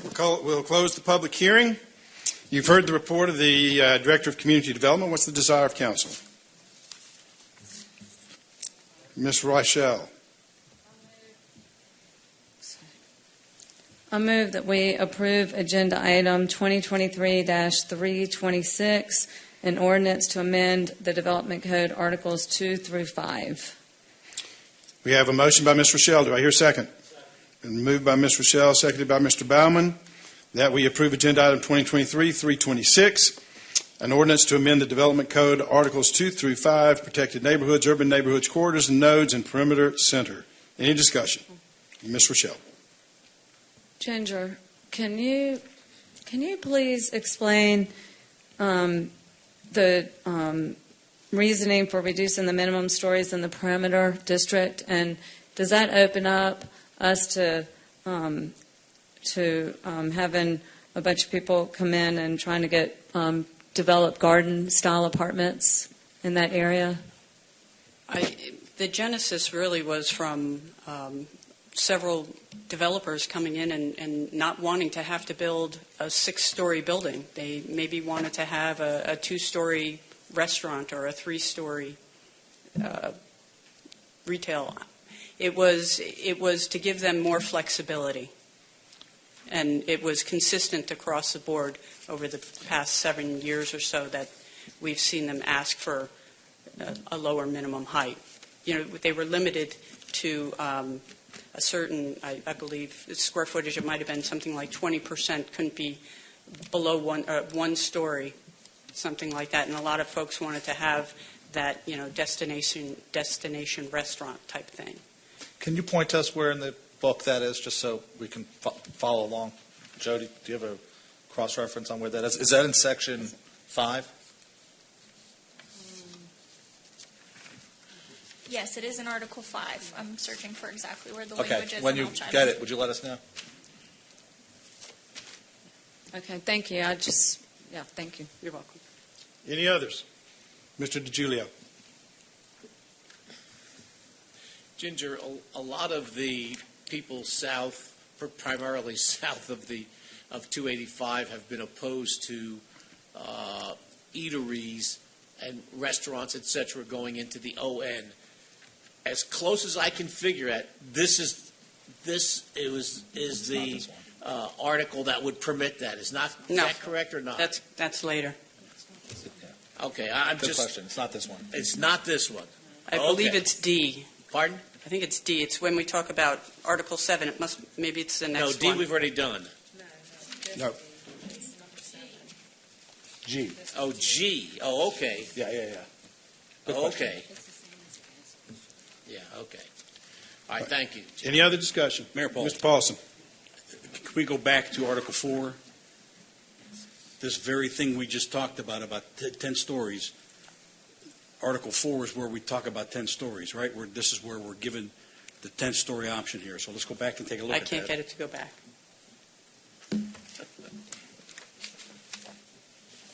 Thank you. Okay. So the added bonus districts, shopfront mixed use, SX 36 and 610, is that targeted toward, is that going to be applicable at the Prado or in that Prado area? The Yes, crossroads that area is we currently just talked zoned about? SX3, so they would have the ability then ask for something greater than that. Right. So, and that, remember we're talking about what we're in favor of and what we're trying to give everybody some time to think about? To me, the question of, do we want to include this shopfront mixed use at this stage? And if we do include it at this stage, does that give the owners of Crossroads Development more power to come without coming with a complete plan? They can say, you've already approved this, 610, so this is what I should be able to get in the Crossroads area. And by approving this here, do we limit our ability to go back to them and say, no, you have to complete the entire plan in order for you to get this? Am I making sense here? So, and if we drop 610, if we drop that shopfront mixed use SX 3/6/6/10, does that preclude an owner from coming forward and saying, I want 10, even though you didn't approve it, I still want 10? They can still apply for that, correct? They can't apply for it because it doesn't exist. So the creation of it allows them to come in and ask for it. Just the creation of the district itself does not in any way indicate that you will necessarily approve a rezoning. A rezoning is a completely separate request that would need to be considered on its own merits. Okay. Well, one of the things I want to make sure we don't do is give away more of the power to get what we want in this in the Crossroads area. And when I read this, my first reaction was, are we giving more of what we want? Are we giving some of this away? And what you're telling me is they still have to come in with the plan that's acceptable to us. They can't come back and say, you created this, so I want this. They can't automatically, by right, have a chance to have the ability to get that. Absolutely not. They do not. They have to come in, go through the public process, and ask for a rezoning standing on its own merit. Okay. And Councilman, the changes are within, as you look through the perimeter section, you can see minimum heights. For instance, if we're looking at page 91, you can see minimum heights in section B. So, I thank you. I'll note that. Ms. Mueller. So, Kristen, so this is in relation to what Councilman Paulson was just asking about. So with the 610, I mean, today what's in the code. I think the things, at least in District 3, are zone SX3. There is an SX6, which would be the maximum they could, an owner that's SX3, can't say that too many times in a row, and ask for the rezoning to 6. And if they wanted to go to this new one, assuming if it were to be approved, to get to 10, they have to go through and do all the bonus, right? They have to go through the bonus table and get the credits, and then it would also, you would look at the plan, assuming if it was the Crossroads area or in one of these other areas, you would be looking at the plan to make sure that it fit. That's correct. So when they come in and ask for a rezoning request, the bonus structure is granted by doing different things, and it's a percentage of the site that is then eligible for certain kinds of height based on all of the amenities that they provide. So that's the way the bonus table is structured. So they would need to come in and ask you all, for instance, if they wanted to go to the 3-6 district, they could come in, ask for that, and then they would go through the bonus criteria to determine what percentage of the site they would be eligible for. Now, historically, when a rezoning request has come in, for instance, you all have limited a percentage of the site where height could be. So, you might tie a rezoning request to a maximum of 30% of the total site area where the buildings can reach 10 stories or that sort of thing. So council has the ability to further limit those items through conditions of zoning as well. Just historically, how many rezonings have occurred to go for the higher height? Just ballpark. Because they've been in here, so I'm just curious if this has happened. We've had, I don't know how to quantify, but certainly many of our rezoning requests are for additional height. For instance, over the past couple of years, you all have seen the one for Jamestown that was to add additional height, and that is an example actually of where you limited to a total percentage of the site that could have that additional height. Mayor Paul. Mr. Baumann. Thank you. So first of all, I would suggest that the inclusion of a category actually would spur the redevelopment as opposed to give them the power. I mean, I think it's giving us the power in the sense that the outcome we want is the redevelopment. We create the conditions, and then they have to come move on that. But and I also want to point out that the range, this is solely within the council's discretion, and there are many places in this amendment or in these code sections where this kind of range exists. For example, in the perimeter area, somebody that is currently zoned PX3 would be limited to 3 stories, but because they're in the PX district, they could apply for a PX 20/35. They can apply for 35 stories. And they would have to come in and ask staff's recommendation, and they did community meeting and see if they can generate enough points to get to 35 stories. Call me skeptical. So we have this is not unprecedented. We have a range. And the fact of the category does not create the presumption of the grant. I mean, we have that all throughout the code. This amendment tonight, I think, creates additional height in the city center area. And when those come up, we're going to want to talk about congestion here. I think there's plenty of congestion here, and there's parking constraints here. And more density in the city center district is going to require more parking. So there's a lot of things that we're going to have to consider. So I just want to remind people that we are doing nothing but creating the opportunity. And in fact, we're not even changing any uses. That if you want to look at if you're in the SX district, you can do multifamily, isn't that right? Yes. Okay, so whether it's Prado or in District 3 or elsewhere where the SX exists, they already, under existing zoning, can do apartments, correct? Yes. They can apply, if they're not already at 6 stories, they can apply for 6, correct? Yes. But we have no control over the number of units, right? Correct. We have no control over the type of parking, correct? I mean, other than the review process. Right, it has to comply with Right. code. That's right. So as it relates to all of these projects that could be affected by this, it's not a use issue. It's merely a height issue, and it would be subject to all of the constraints that are embedded in the code and a process of community meetings, planning commission, staff review, traffic studies, environmental impact statements, and if they're big enough, maybe a DRI. Is that right?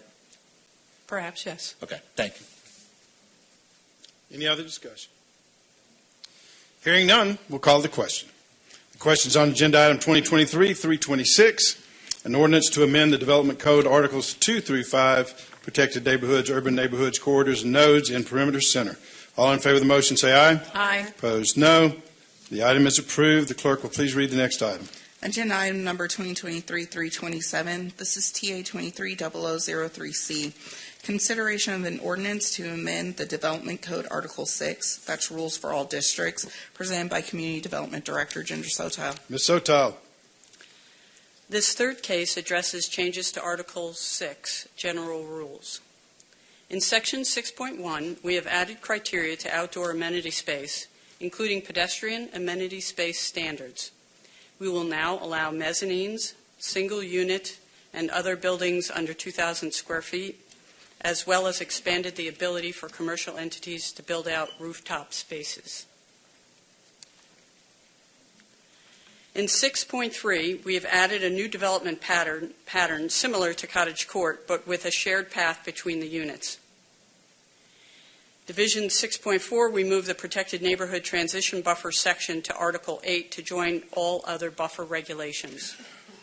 In 6.5, we have added a side-facing garage encroachment for existing homes to promote investment in our existing stock of residential housing. In 6.6, we have added minor design requirements for commercial buildings, and we have removed construction classification and building height section 6.6.3 so that construction materials are now in accordance with the International Building Code. In this last section, 6.7, previously titled Bonus Height, staff's proposed amendment renames it Enhanced Community Benefits Matrix. Along with the matrix, staff proposes the subject list for developers to guide their decision-making process during the planning phases. And that is it for our third text amendment.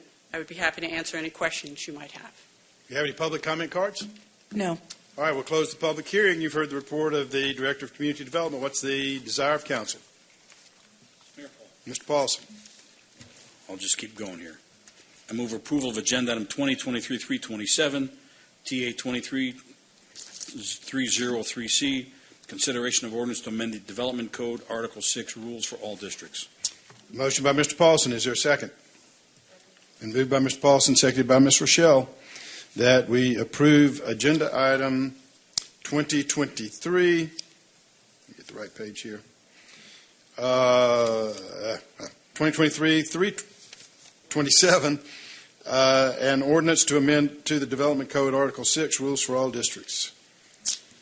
Any discussion? Mayor Paul. Mr. Paulson. Ginger, you and I talked about this the other day.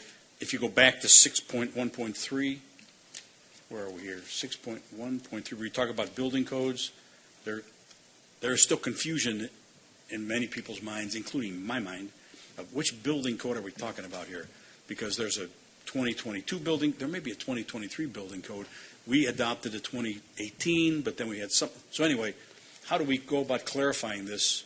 Or is there another place that clarifies this so that we don't have to clarify it here about what building code is actually applicable to this for the city? I believe it's the 2018 International Building Code, but I believe there was an amendment in 2020 that we also follow. I can get that information for you, but that's my recollection.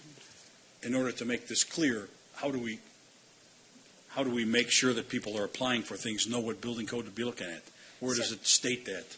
Councilman, it does state it. Section 105-19 of the code declares that we will enforce the latest edition of the state minimum standard codes as adopted and amended by the State Department of Community Affairs, which is what Ginger referenced. So we follow what the state is doing. So the state has only gone through 2018 Correct. And some amendments to 2020. That's as far as the state is going, and we're consistent with that state code. Yes, sir. Okay, got it.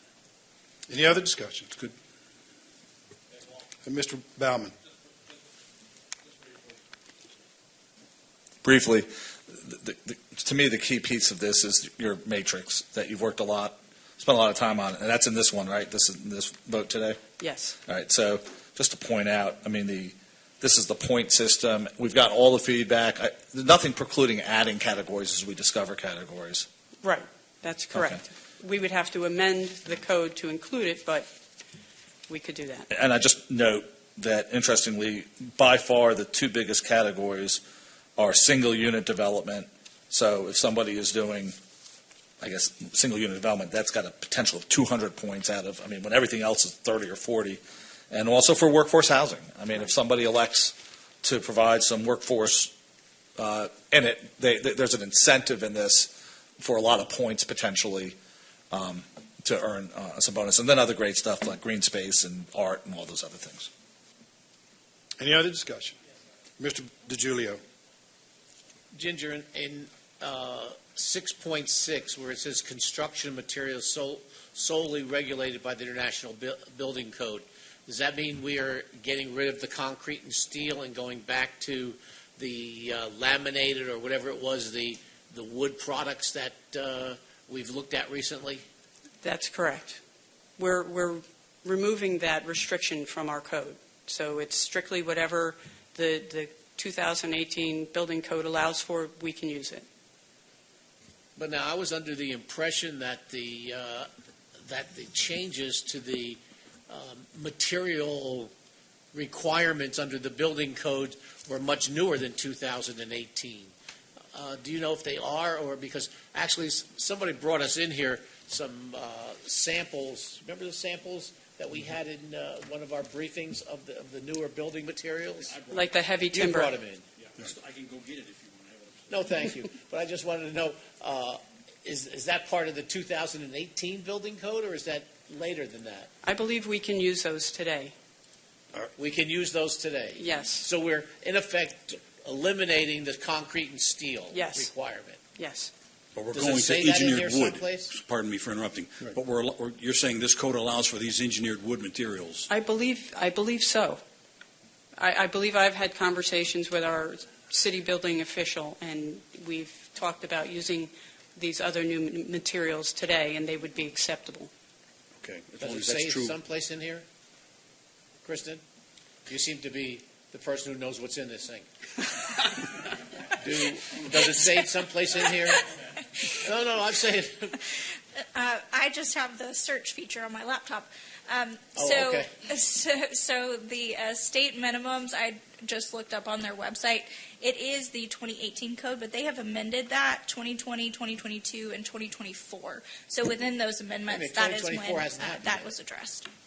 Well, they do have a 2024 amendment listed here. Yeah, DCH updates the building codes on a regular basis based on the International Building Code, whatever the organization is that sets out the codes, which are a bunch of engineers and other folks.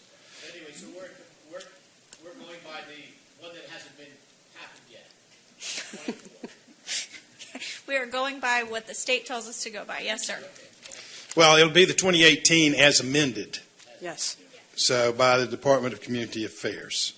So they do amendments on a regular basis based on changes to the International Building Code. They don't issue a total overhaul of the building codes, but every so many years. They do update them based on new technologies and new findings. Yeah. We had a lot of questions about the concrete and steel, and I just want to make sure that someplace in here it says we're doing away with that. Yeah. Well, by the fact that it's omitted, and we substitute this means that it would be no longer relevant. Okay. And Councilman, when you look at the code change, you'll see section 6.6.3. That is the section that we are correct. That's the section that we are removing. Any further discussion? All right, hearing none, we'll call the question. The question's on agenda item 2023-227, an ordinance to amend the Development Code, Article 6, rules for all districts. All in favor of the motion say aye. Aye. Opposed, no. The item is approved. The clerk will please read the next item. Agenda item number 2023-328. This is TA 23003D. Consideration of an ordinance to amend the Development Code Article 7 Use Provisions, presented by Director of Community Development, Ginger Sotile. Ms. Sotile. Our fourth case addresses changes to Article 7, Use Provisions. In Section 731, we introduce a new typology of housing, the neighborhood unit. This is similar to the manor houses we might see up at Aria, with a 2.5-story maximum. Here we also see the introduction of age-restricted housing, 55 and over. Again, in the same section, we are proposing that all multi-unit developments over 3 stories in City Springs, commercial mixed use, and shopfront mixed use districts require a conditional use permit. In Section 741, we are proposing that third-party daycares be a permitted accessory use in both private schools as well as places of worship. Section 7514, we are proposing that neighborhood eateries with a maximum of 3,000 square feet be permitted in office neighborhood districts. In Section 7515, the half-mile distance requirement is proposed to remain in place for fuel stations. In that same section, we have established regulations for electric vehicle installations. This provides us guidance on where and how many of these facilities can be installed. In 7516, vehicle showrooms, we're allowing car sales as a retail type of use, with a maximum of 2 cars being able to be stored indoors with a maximum of 5,000 square feet. In 7.6.3, motion picture studios is now allowed as a mix of uses in the PX, OX, and CX districts. Section 763, enhanced design standards for self-storage facilities. In 764, life sciences is a new separate use that falls under the industrial use category. We are only looking at permitting levels 1 and 2, where neither can be immediately adjacent to protected or urban neighborhood districts, and buildings cannot be any closer to a protected neighborhood than 100 feet for a level 1 and 200 feet for a level 2 use category. In this text amendment, the Planning Commission recommended that neighborhood eateries should only be permitted with a community meeting as a requirement with specific operating hours.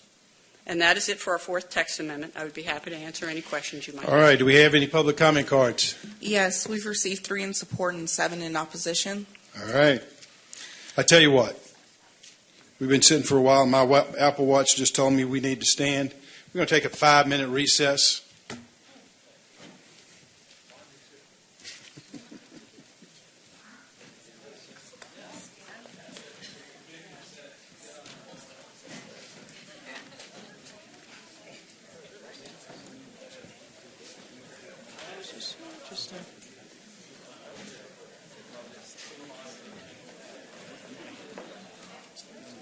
I think I'm okay. No, I was referring to the SS 6.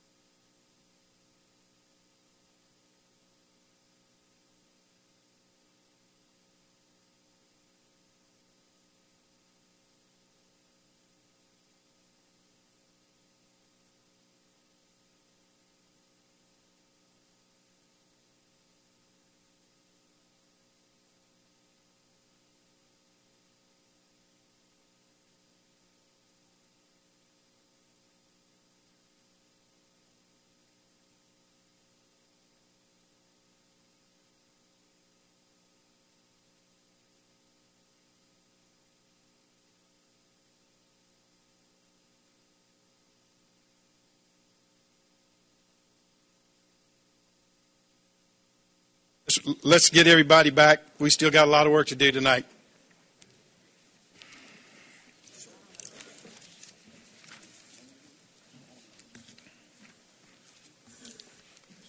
Here you go. I'm sorry. We have 4 in support and 6 in opposition. All right, let's bring up the opponents, and then we'll bring up the pros. Okay. All right, 1 second. All right, starting in opposition, we have Jane Kelly. Ms. Kelly, who's after that? Following Ms. Kelly, we have Alan Bell.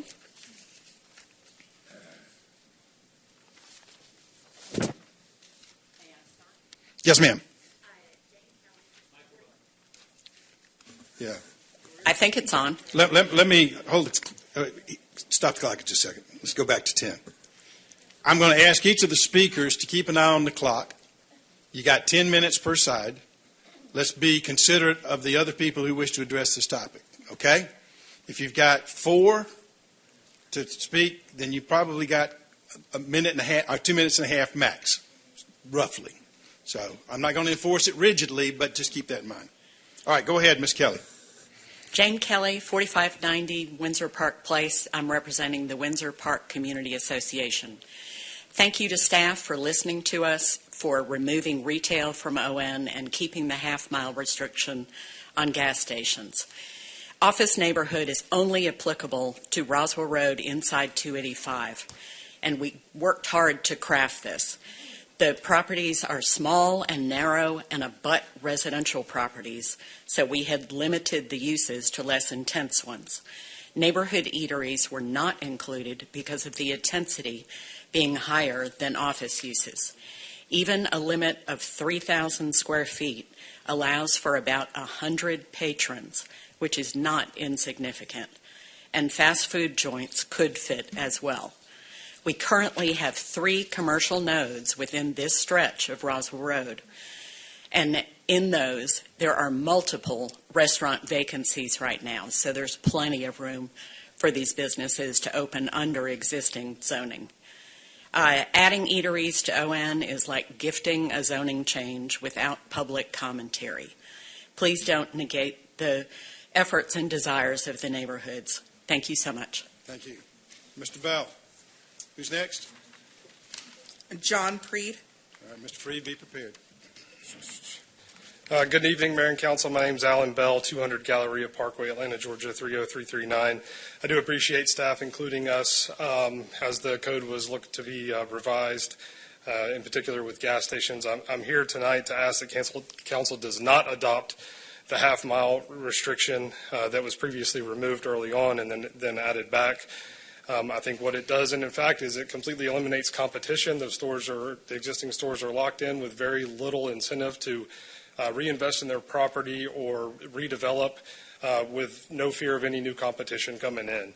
I think the conditional use permit is a great way to do it, and it should be open anywhere if a developer is willing to take down an existing store, clean it up, because from an environmental standpoint, it will probably need that as well, and at least be able to apply for a CUP, which gives the city an opportunity to negotiate with a developer to bring a better station quality development, to the city. The industry has changed significantly over the years, and I think a quality station could bring architecture that's in line with the city's vision, enhance food and fuel offers, including EV charging. So thank you for your time. Thank you, Mr. Bell.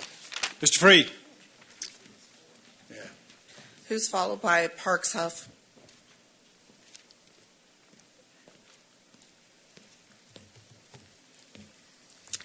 Mayor Paul, City Council, my name is John Preedy.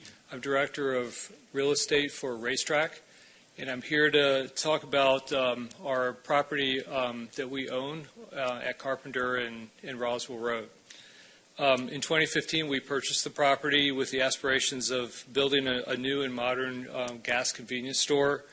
Since then, we've attended numerous meetings with civic groups, with staff, to try to figure out if there is a path, if there is a solution for the overall question and be part of this question about the overall nature of gas convenience stores within the city of Sandy Springs.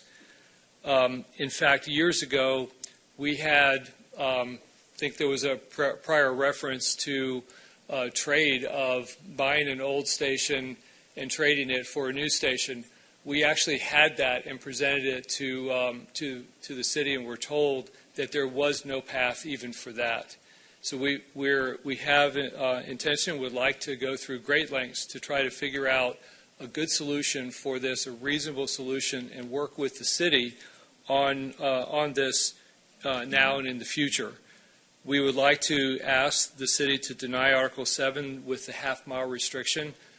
We think that removing this would spur competition and enable a new modern facility to come into play and provide really what the city of Sandy Springs deserves on its main commercial corridor. Thank you. Thank you, Mr. Freedy. Parks Huff, who is then followed by Susan Major. Good evening. For the record, my name is Parks Huff of the law firm Sam's Lock & Huff, and I represent Racetrack in relation to the proposal before you tonight. What I ask you to do is look at the purpose and intent and what the actual goal is, and ask yourself, is there a better way to achieve this goal? I heard a previous comment about we don't want a station here, we don't want a station there. Well, you can handle that with CUPs, with zoning condition and restrictions. You don't have to handle it with this half-mile restriction. The half-mile restriction was put in 6 years ago. It locked in a monopoly, and what you got with the monopoly is users, operators that have not been good partners to the city. They have not invested in their stores. I can give you an example. Racetrack came to me a couple of years ago. They had 10 stores in Cobb County they wanted to remodel. They weren't asked to remodel. They weren't told that they needed to remodel, and we went through the process and had them all remodeled. They spent significant sums remodeling. That's the kind of operators you want in the city that will provide the modern services that a modern convenience store has. That includes safety, security, offerings inside, but environmental too. What's under the ground? Racetrack is, and major brands are very, very good about ensuring that the tanks don't leak. The older stores, that is obviously a problem because we all know what happens. So you get environmental, safety, consumers get a better service, and by adopting this ordinance, what you're saying is we want to protect the monopoly that's in place. There's a better way, there's another way to do exactly what the city wants without using this old system that was put in place 6 years ago and hasn't achieved the goal. Let's sit down and come up with a better way to achieve the goal, not having stations where you don't want them, getting stations where you need them, making sure the operations provide the services to the community. Thank you. Excuse me, can you repeat who you are, your name? Yes, my name is Parks Huff, Huff. Okay, thank you. All right. Next. Ms. Major. Susan Major, 5350 Timber Trail. Please keep neighborhood eatery out of ON and delete 7.5.14. In our 2-mile stretch of Roswell Road, we are saturated with good restaurants. Please don't try to fix something that's not broken. Keep restaurants in CX and SX where they belong, not in ON. Neighborhood eatery is a commercial operation, not an office. Mayor, our area is a highly desirable place to live. Please protect it as promised. Sometimes more is not better. Let's support the small businesses we already have. At Gateway, we have 12 restaurants. At Fountain Oaks, where Andy, your neighborhood, can walk, and most of ours can too, we have 17 restaurants. At the Prado, which we talked about tonight, we have 10 restaurants, and that's where I can walk. And Tibby, near you and me, we have lots of ON on Glen Ridge, but we already have 9 places to eat. Please don't open up ON. It doesn't make sense to do so. No one who lives here is asking for this. Thank you. Thanks, Ms. Major. Any others? Next is Karen Misen McInerney, and the following will be in support. All right. That's messed up. Good evening. Karen Misen McInerney, 4604 Meadow Valley Drive. It's a badly...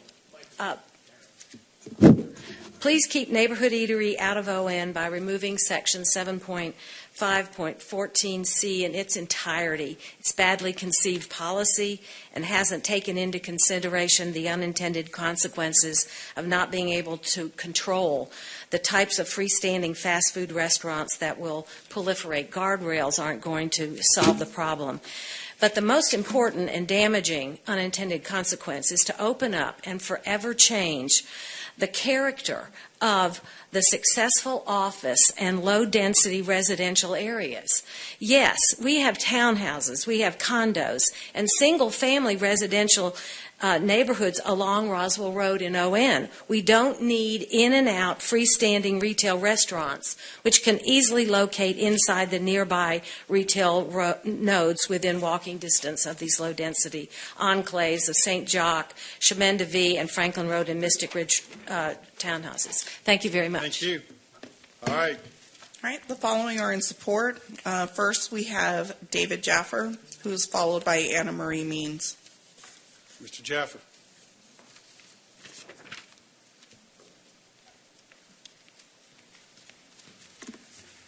Good evening again. David Jaffer with Jaffer Law PC, representing independent convenience stores.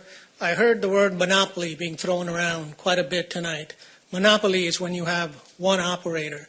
You have 26. It's not a monopoly. It's not a duopoly. It's not an oligopoly. It's pure competition. The other thing I've heard tonight is that pricing. And I had an opportunity to meet with some of the council members, and we shared the data. I've heard this pricing being high in Sandy Springs compared to other places, so I asked my client to start tracking data. They looked at Sandy Springs, Roswell, City of Atlanta, and Marietta.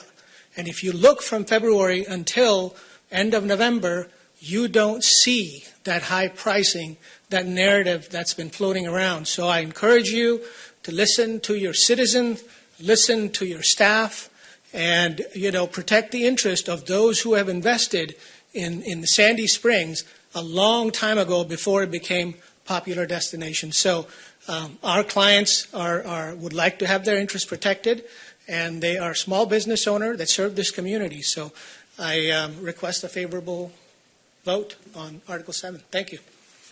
Next. Anna Maria Means, who's followed by Rhonda Smith. Good evening, Anna Maria Means, 303 Peachtree Street, Suite 5300, Atlanta, Georgia, 30308. I am here also with David Jaffer, representing several independent gas station owners, and we respectfully request that you leave the half-mile restriction in the ordinance. We stand with the neighbors in the area who've also asked for that restriction. We believe it serves a legitimate government purpose, and this restriction will stop proliferation and concentration of fuel stations. Many other cities have passed similar distance requirements, but unlike you all, they have been reactive instead of proactive because they have gas stations across the street from each other, down the street from each other, and it's caused an issue. The environmental impacts of fuel stations make it very difficult to redevelop them. So when you have this proliferation of fuel stations, it's really difficult to get another use there. Even if they are monitoring their fuel tanks, you still have fuel tanks in the ground. There's development costs with doing those environmental impact studies. Competition won't necessarily bring the change that you seek. Competition looks like stores on every corner. Removing the cap will increase the numbers of gas stations in the area. A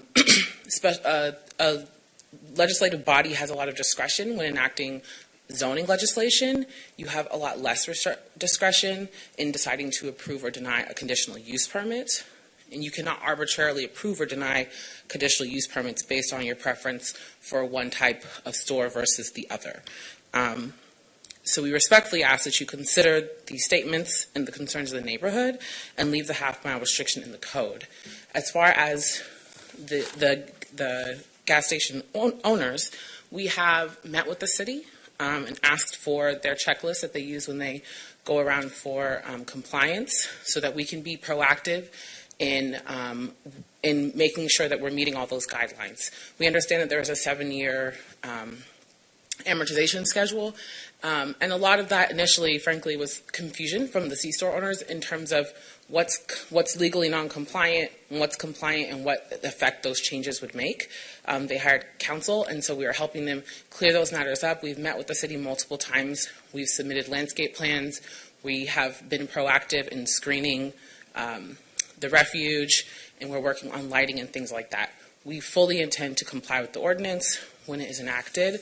We hope that you give time for the ordinance to be enforceable before you declare that it doesn't work.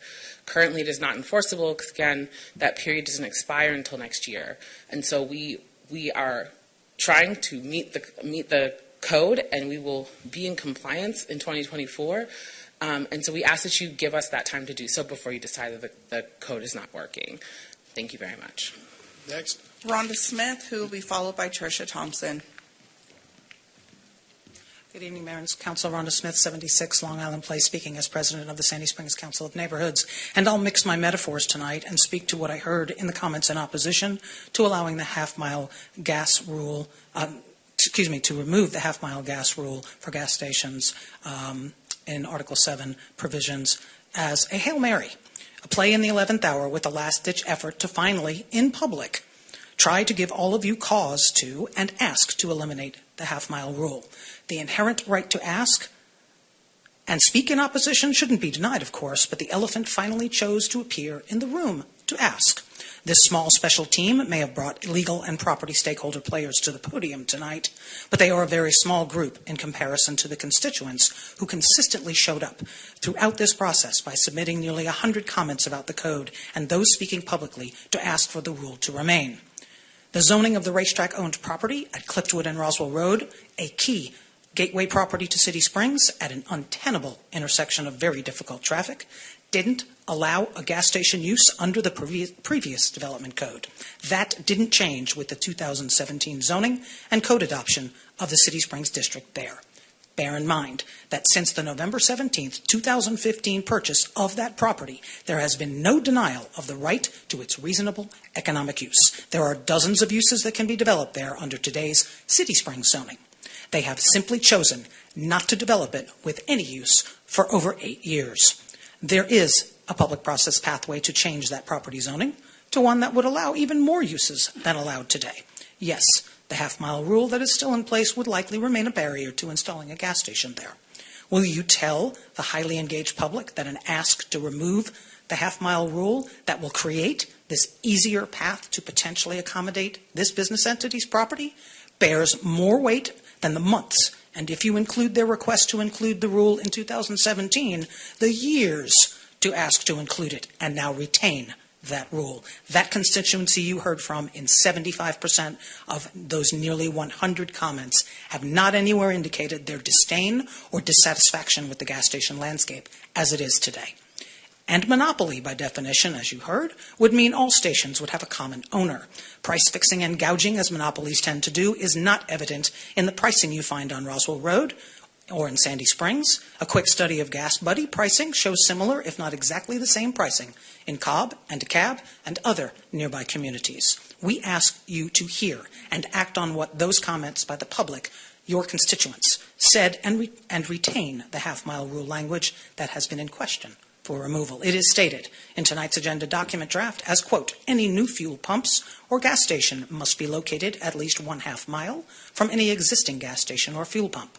The half-mile measurement must be taken without regard to the city limits of Sandy Springs and is measured to the property line, regardless of where the fuel pumps are located on the site, end quote. Again, I ask you to retain the half-mile rule as written in the agenda document as posted to your agenda tonight. Thank you for your time.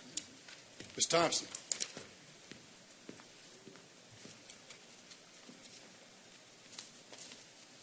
No hitting.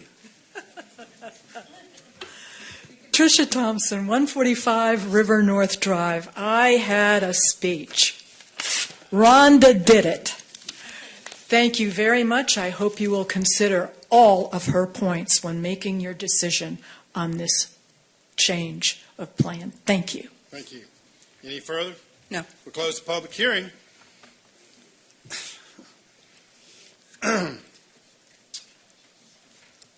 You've heard the report of the the Director of Community Development. What's the desire of council? Mayor Paul. Ms. Rochelle.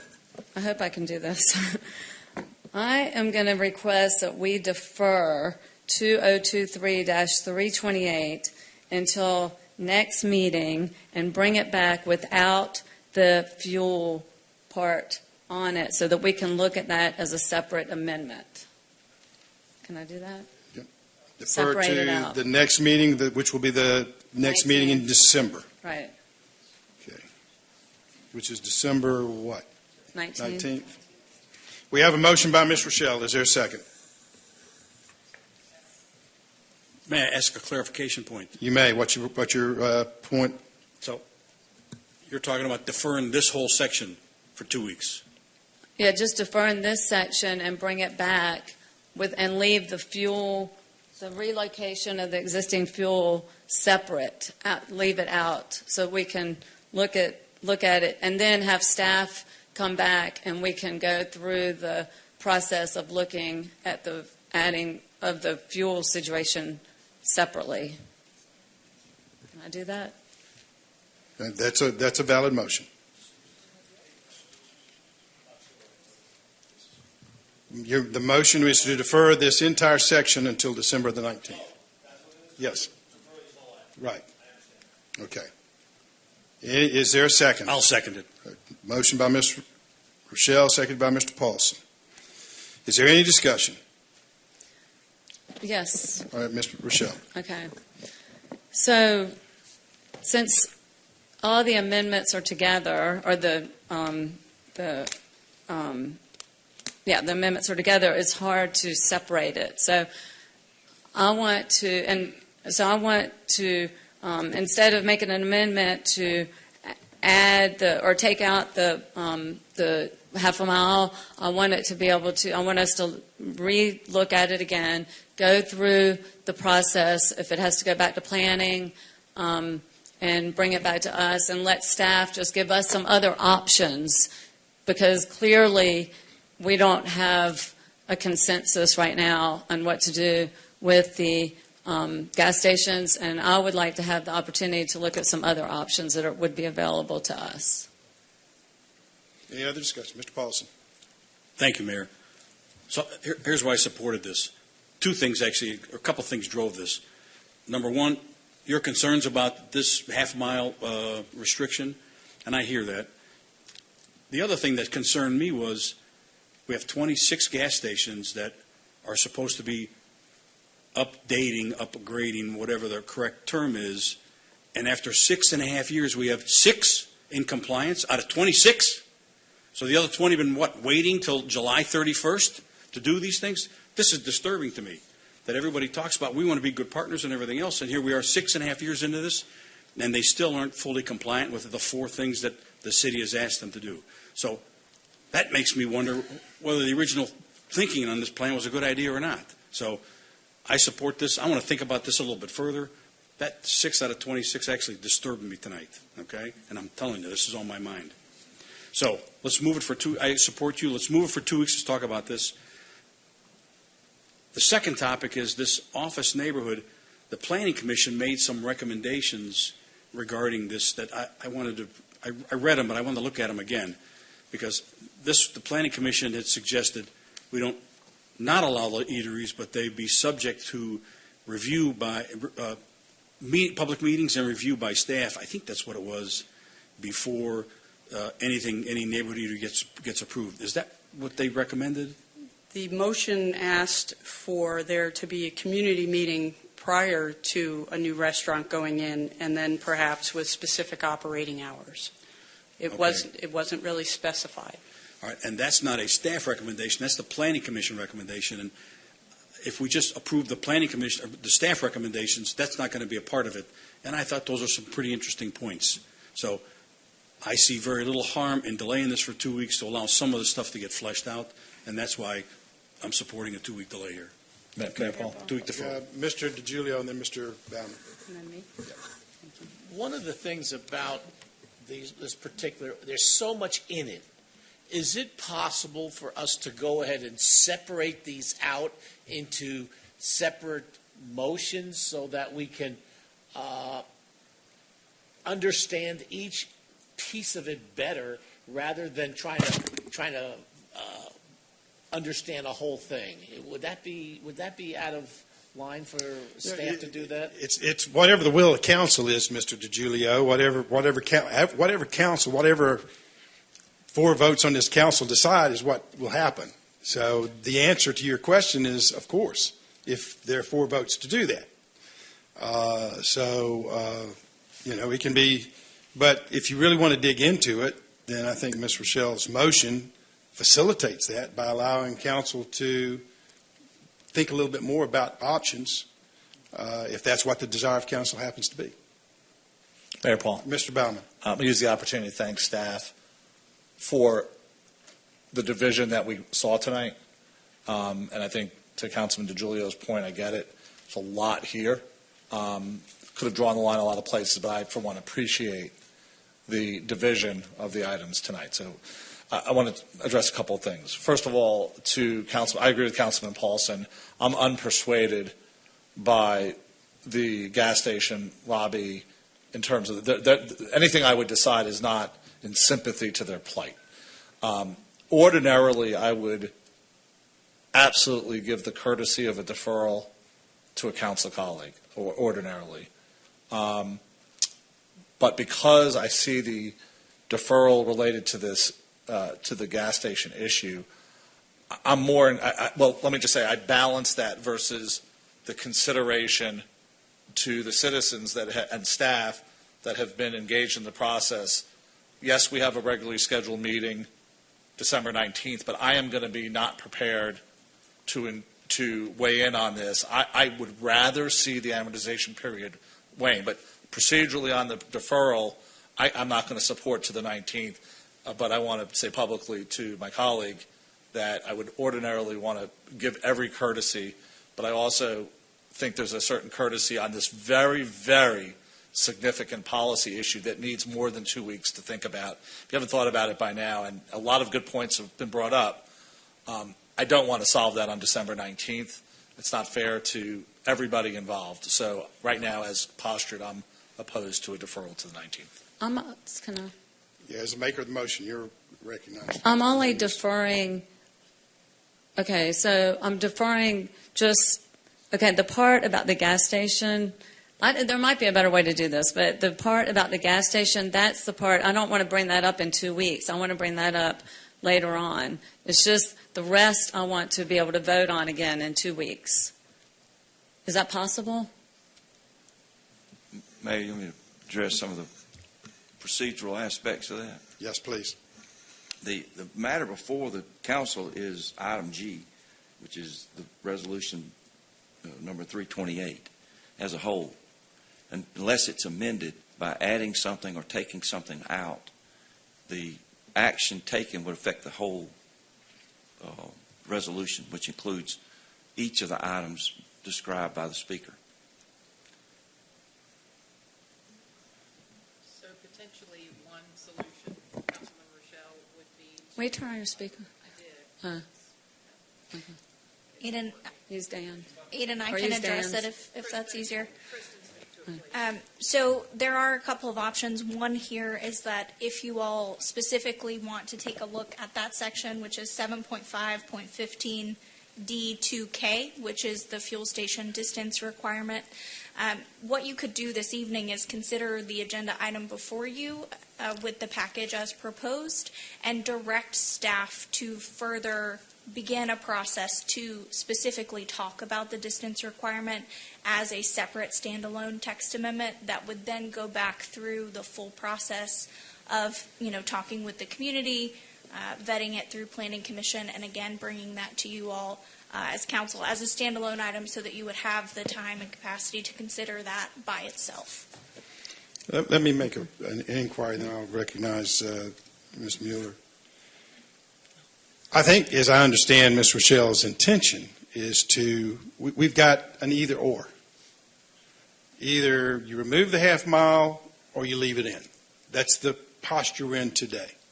If I understand her question, her intent correctly, what she is intending to do is see if there's another way to solve some of these problems besides a distance requirement. Has staff considered any other options besides the distance requirement? So there are other changes proposed within the text amendment that you all are considering this evening, including potential added fuel pumps for existing stations in exchange for enhancements to those stations. So those items are included within this text amendment, which were the alternatives that we were considering for trying to get existing stations to upgrade. Yeah, hold on just a second, Mr. DiGiulio. First of all, I got to recognize Ms. Mueller, and then I recognize because I guess I didn't make myself quite as clear. Is I understand there are other elements in there. I'm focused on the half-mile requirement. Did staff consider any other options to regulate the proliferation of convenience stores and gas stations other than whether to totally remove the half mile and then have somebody, you could buy one somewhere else, or holding on to the half mile? Are there other ways to be able to achieve the goal other than what the two options that have been proposed? I don't think that we've fully vetted alternatives to those two.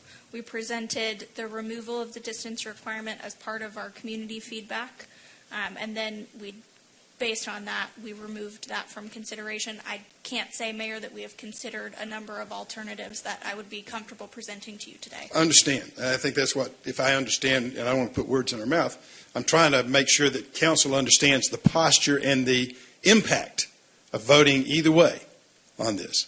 I think I can amend my motion then, I guess. All right. Let me then recognize Ms. Rochelle to make whatever changes to her motion, and I've got to recognize Ms. Mueller.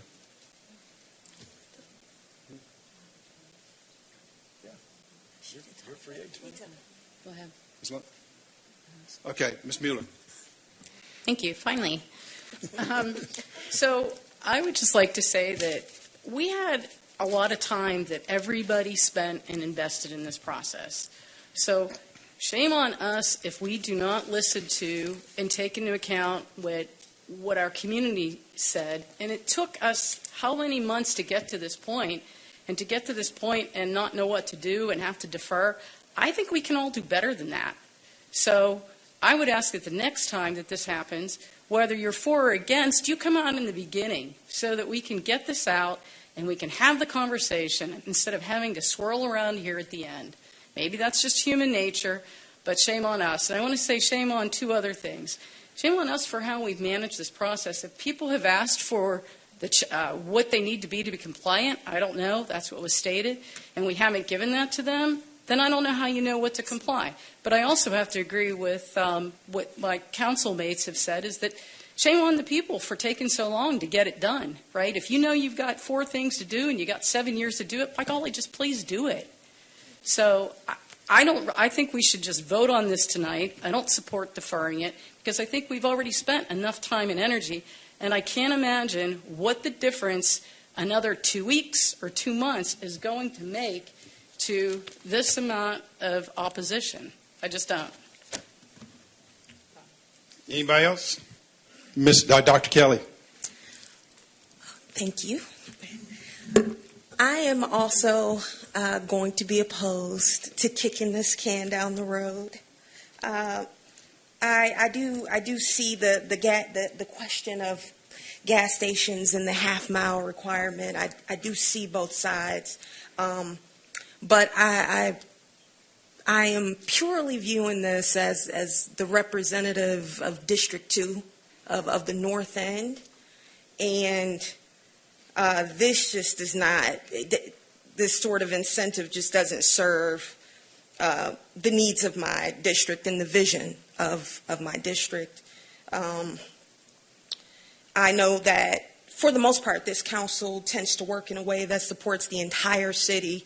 But I represent the North End, and this doesn't. I could just, to the extent that things backfire, they tend to backfire in that area. And I'm just not going to be able to support the sort of deregulation that would put the fragile commercial corridor that I represent at further risk. And from a process perspective, I'm not entirely sure why we would defer these items over the question of gas stations when we're not going to actually answer the question of gas stations. It's just kind of strange to me. I would like to vote these items up or down tonight. So, thank you. All right, any other discussion? Hearing none. Wait, can I amend my motion? Yes, you can amend your motion. All right, I'm going to try. I would like to amend my motion to approve 2023-328, consideration of ordinance to amend the Development Code Article 7 with the direction to staff to continue to look at other options that, that specific section that we talked about with the fuels, the 7.5.15D 2K, to further look at that and give us some more options in the future. All right, so Mr. Paulson, do you accept that as a seconder of the motion? So as seconder of the motion, I understand and I agree and will go along with that. I have one question I haven't quite gotten an answer to is that motion doesn't consider the recommendations of the Planning Commission when it comes to these eateries.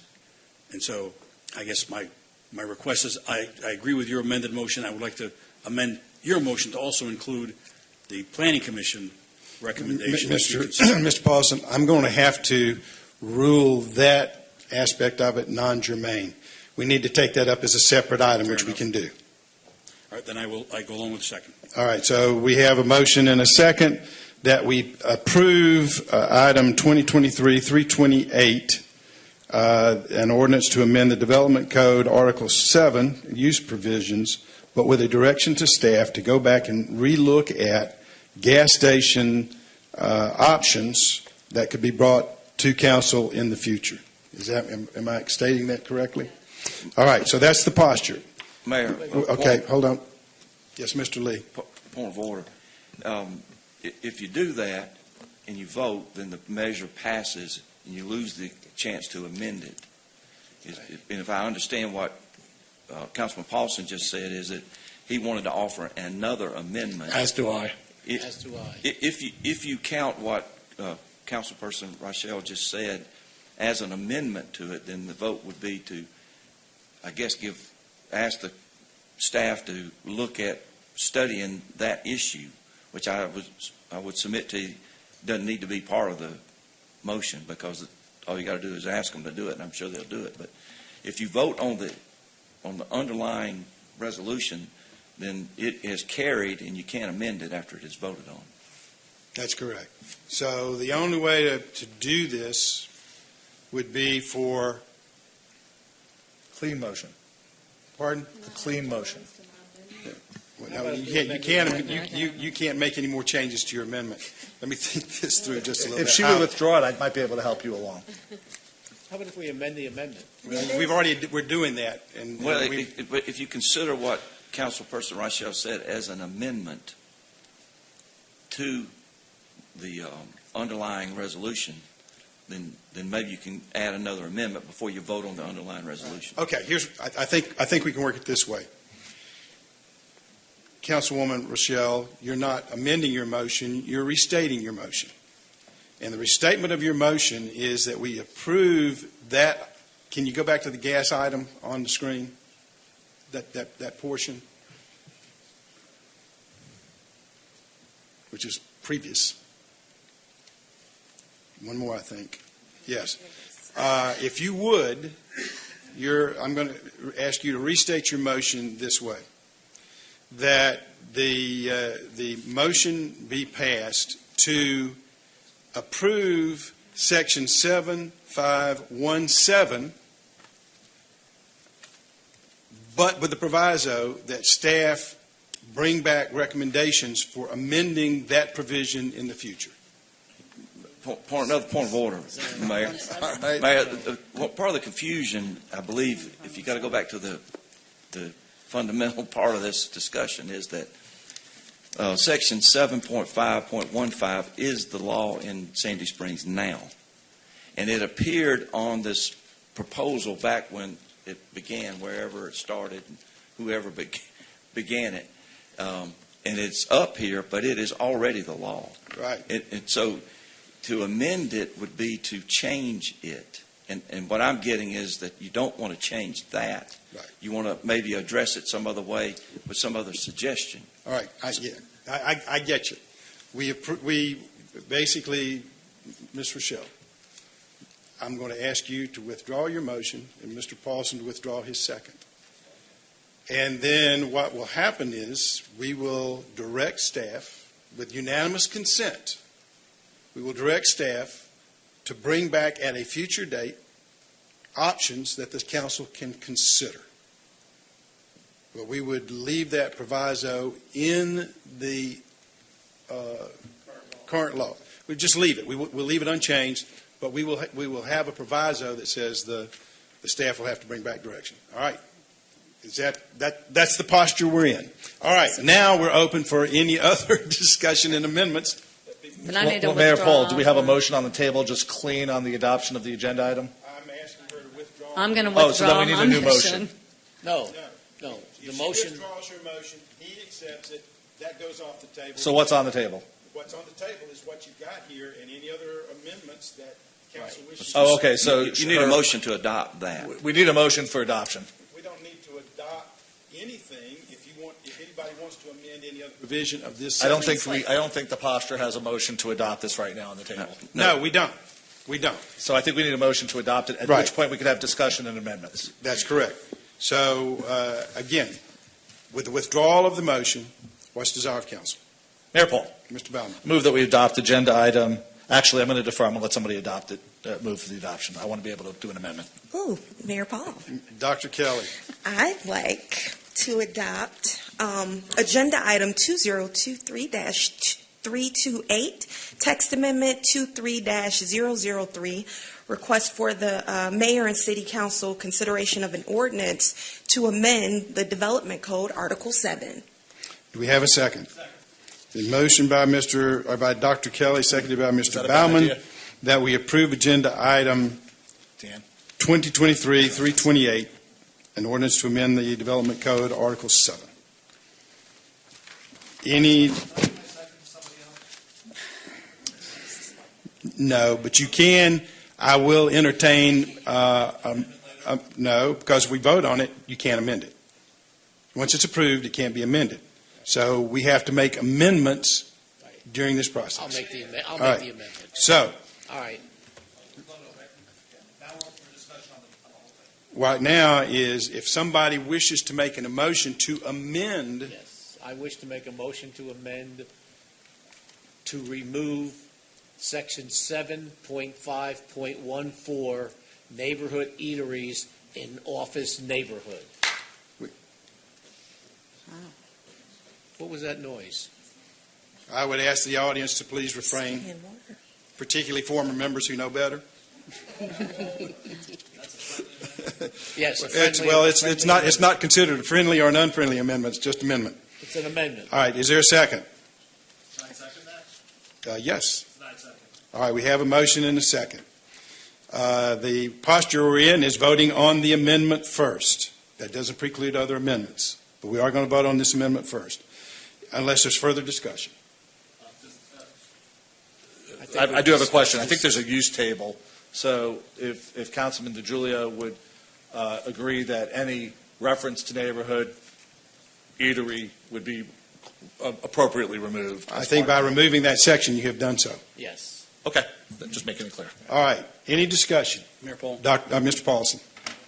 I just want to say I'm This is on the suffering amendment. from motion sickness right now. I'm done talking. Well, we'll pass out Dramamine shortly. Any further discussion?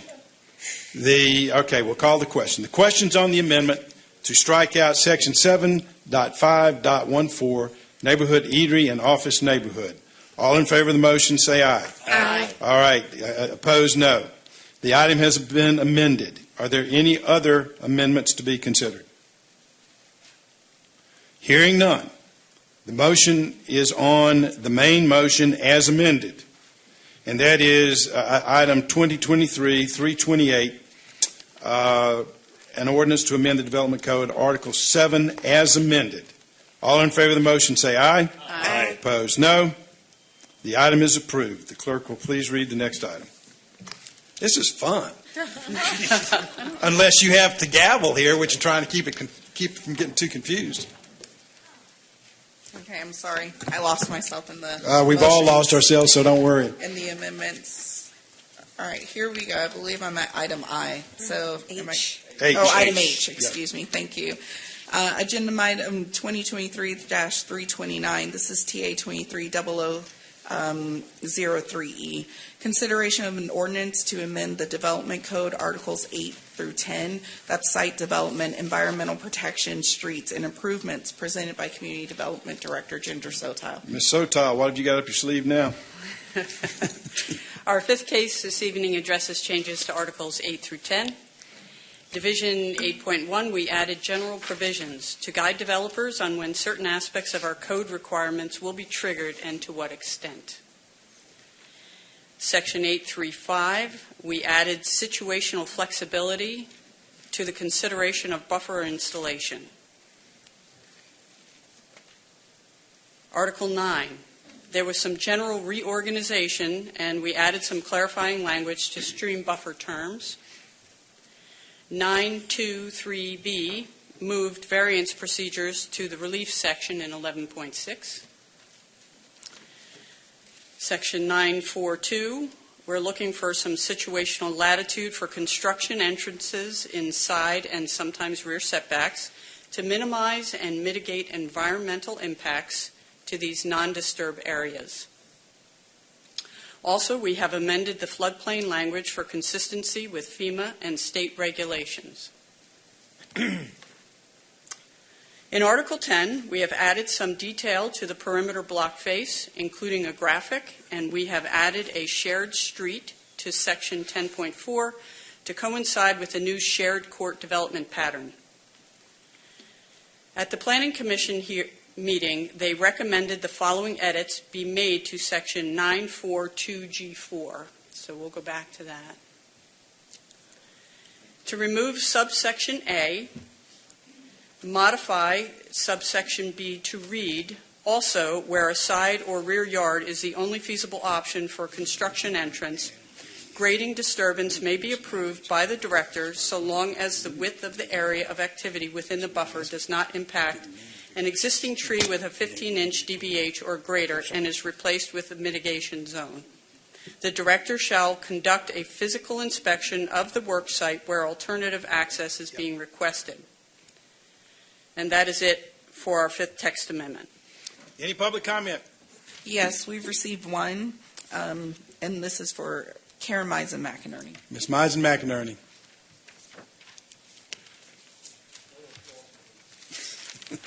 Thank you.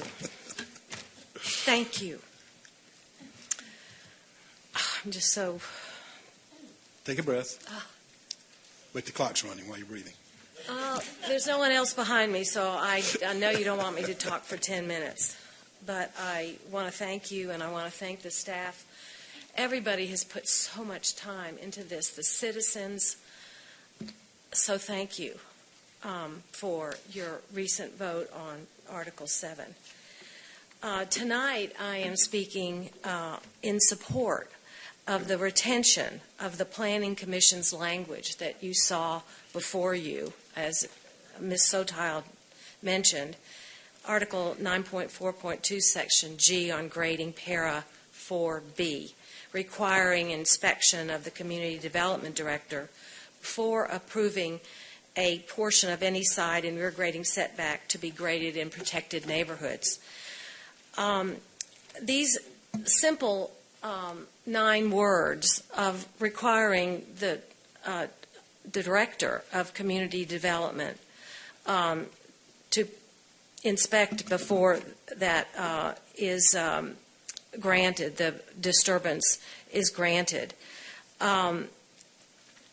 is because the section on grading gives the community the rationale that these changes, these requirements, are to protect trees and vegetation and preserve the character of the area. That's why the grading requirements and strictures, that's their purpose. And so the director, with the title, it confers upon that person extra responsibility, extra judgment, experience, so that they, not their designee, but they are the ones that will uphold that leading section on making that decision based on will it protect trees, vegetation, and protect the adjacent neighbors in terms of character of the neighborhood. So I fully support it. As Ms. Sotile has said, those 3 words or 9 words or however many they are, they're important. And that was the compromise. And we are also now living with a positive part, retaining the language on mitigation zone, which wasn't in there. So please require her to the Director of Development to make that physical inspection before she issues a waiver. Thank you. Thank you. Any others? No. Close the public hearing. You've heard the report of the Director of Community Development. What is the desire of council? Mayor Paul. Mr. Paulson. I move approval of agenda item 2023-329, TA 230003E, consideration of an ordinance to amend the Development Code Articles 8 through 10, site development, environmental protection, streets and improvements, with the inclusion of the Planning Commission verbiage regarding the director having to approve this. Is that, did I get that right? Yes, that would be correct. That's what I thought. Any had to visit and approve. The Planning Conduct a Commission physical inspection. The Before Planning approval. Commission made specific recommendations, which I thought were to be added to this. That's what I'm moving. Right?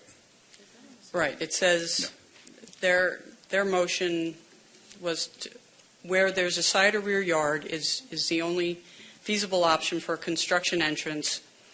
Grading disturbance may be approved by the director so long, blah, blah, blah. The director shall conduct a physical inspection of the work site where alternative access is being requested.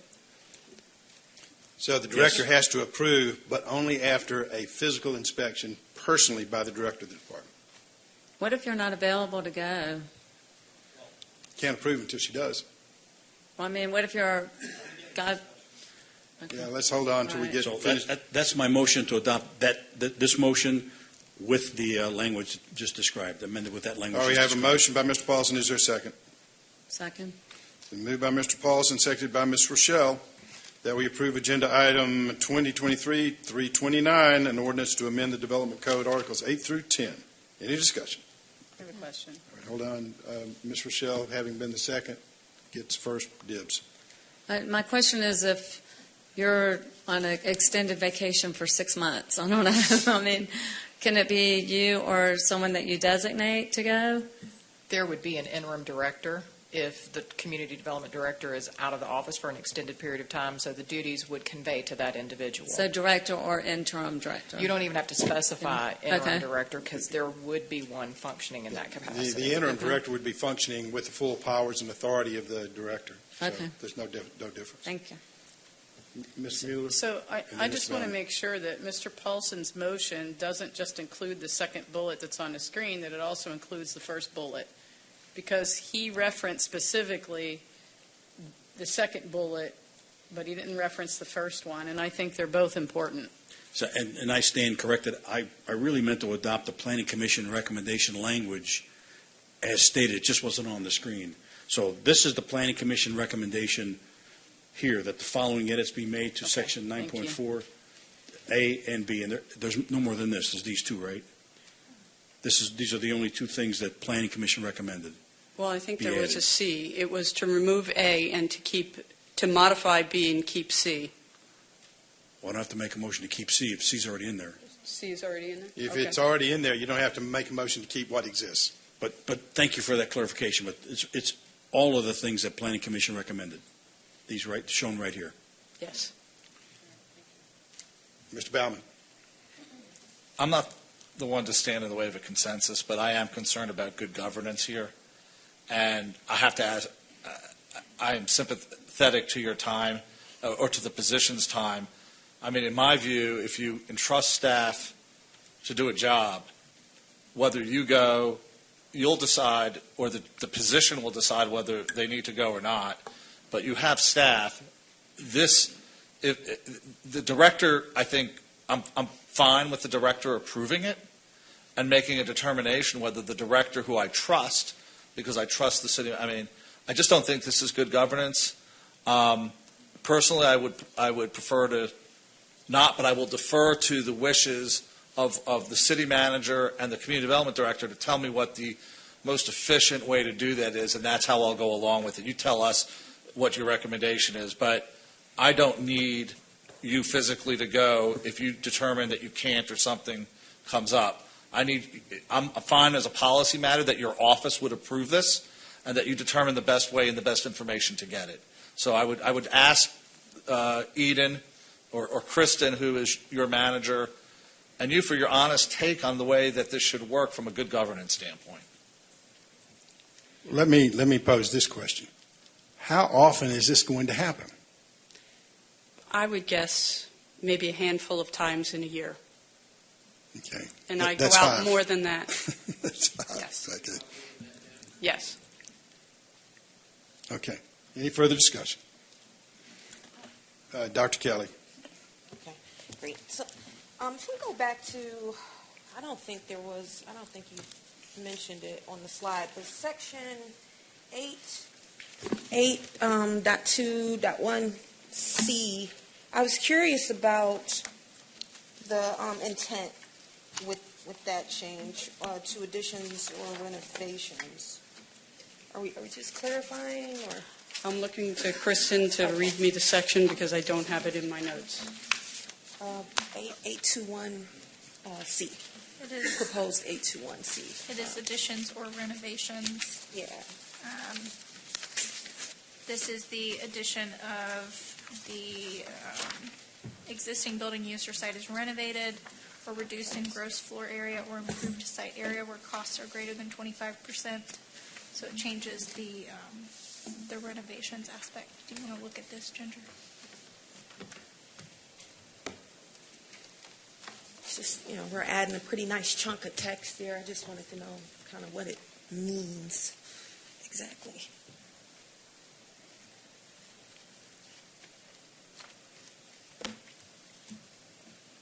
I think this is applicable, by the way. This, what they're talking about here, is applicable if there's an addition as well as if there's other parts. If there's grading as part of an addition, if there's grading as part of an addition, grading as part of construction. I think this is still. I believe it adds clarity to situations when certain upgrades are made to a site and relative to the improvements they have to make to the parking area. Okay. All right. Also, 832. I had a question about 832. It looks like we're removing. Dr. Kelly, can you speak into your microphone a little bit It better? looks like we're removing landscape strip with berm, but I guess that's okay because maybe it's unnecessary. But I did want to ask another question about murals. Let me go here for a second. Where's that language? Oh, section 844. Signs. It says signs not requiring a permit. That's the title. And it removes murals, sidewalk signs, and temporary signs. But I know that sidewalk signs and temporary signs have been replaced into 8.4.18. I'm just curious about the murals section. Is that? I believe murals is still in there. Murals was moved, Where so is it it's going? now 7.8.15. Oh, it's That's in murals, second. and it's also now listed as a use within our use table. So we added a lot more clarity around murals and where and how they are permitted in Article 7. Tell me that 7 Say it one more time. 7.8.15, that's murals. And then if you look within the allowed uses table, it's on the last page, and that's also in Article 7. Okay. Okay, I'm good. Thank you. Any other discussion? Hearing none, we'll call the question. Questions on agenda item 2023-329, an ordinance to amend the Development Code, Articles 8 through 10, site development, environmental protection, streets and improvements as amended. No, there wasn't an amendment. It was a part of the main motion. I'm sorry. My apology. Item 2023-329, ordinance to amend the Development Code, Articles 8 through 10, with the additions as outlined by Mr. Paulson in his main motion. All in favor of the motion, say aye. Aye. Opposed, no. The item is approved. The clerk will please read the next item. Agenda item number 2023-330. This is TA 23-0004. Consideration of an ordinance to amend the Development Code Technical Manual to include the enhanced community benefits list, presented by Community Development Director Ginger Sotile. Ms. Sotile, you've been busy tonight. I know. Our sixth and last case this evening addresses Section 15 of our technical manual. This enhanced community benefit matrix illustrates the connection between credits earned and the percentage of a site where a bonus height is granted, which will be based on community enhancements chosen or offered by an applicant. TA 23-0004 provides the list of qualifying benefits that may be offered via the Enhanced Community Benefits List and seeks to place the list appropriately with other guidelines and specifications found in the technical manual to help guide development in a detailed fashion. That is it for this one. All right, we got any public comment cards? All right, we'll close down the public hearing. Mayor Paul. Mr. Paulson. I move approval of agenda item 2023-330, TA 23-0004, consideration of an ordinance to amend the Development Code Technical Manual to include the enhanced community benefits list. We have a motion by Mr. Paulson, seconded by Mr. Baumann, that we approve agenda item 2023-330, an ordinance to amend the Development Code Technical Manual to include the enhanced community benefit list. Any discussion? Dr. Kelly. Oh, well, absolutely. Well, okay. Is it customary or even possible to have sort of an evaluation plan as to how successful this list and the matrix are as we embark on those sort of negotiations? Do we have plans to kind of check and make sure that the points are balanced and all that, the numbers? Well, I think we're going to try Okay. to gain a balance, but again, it's, we can't spend the developers' dollars for them, and but we can certainly try to guide them as we move forward and say, we really love to see this or more of this kind of thing. I'd love for us to just kind of keep a close eye on, we may need to go up on some of the points or the worth of some things or, And Councilwoman, to your point, we anticipate that this will be a bit of a living document since this is our first go at it, and that we will be able to come back and make changes to this regularly as we see how it's actually being applied. If people aren't using certain points that we'd like them to, maybe we need to adjust. So we absolutely anticipate reviewing this regularly. Right. Thank you. Any other discussion? Hearing none, we'll call the question. Questions on agenda item 2023-330, an ordinance to amend the Development Code Technical Manual to include the enhanced community benefit list. All in favor of the motion, say aye. Aye. Opposed, no. All right, ladies and gentlemen, we have approved the new code. I know that most of you know this, but one of the reasons why major reasons why Sandy Springs became a city was to deal with land use and development.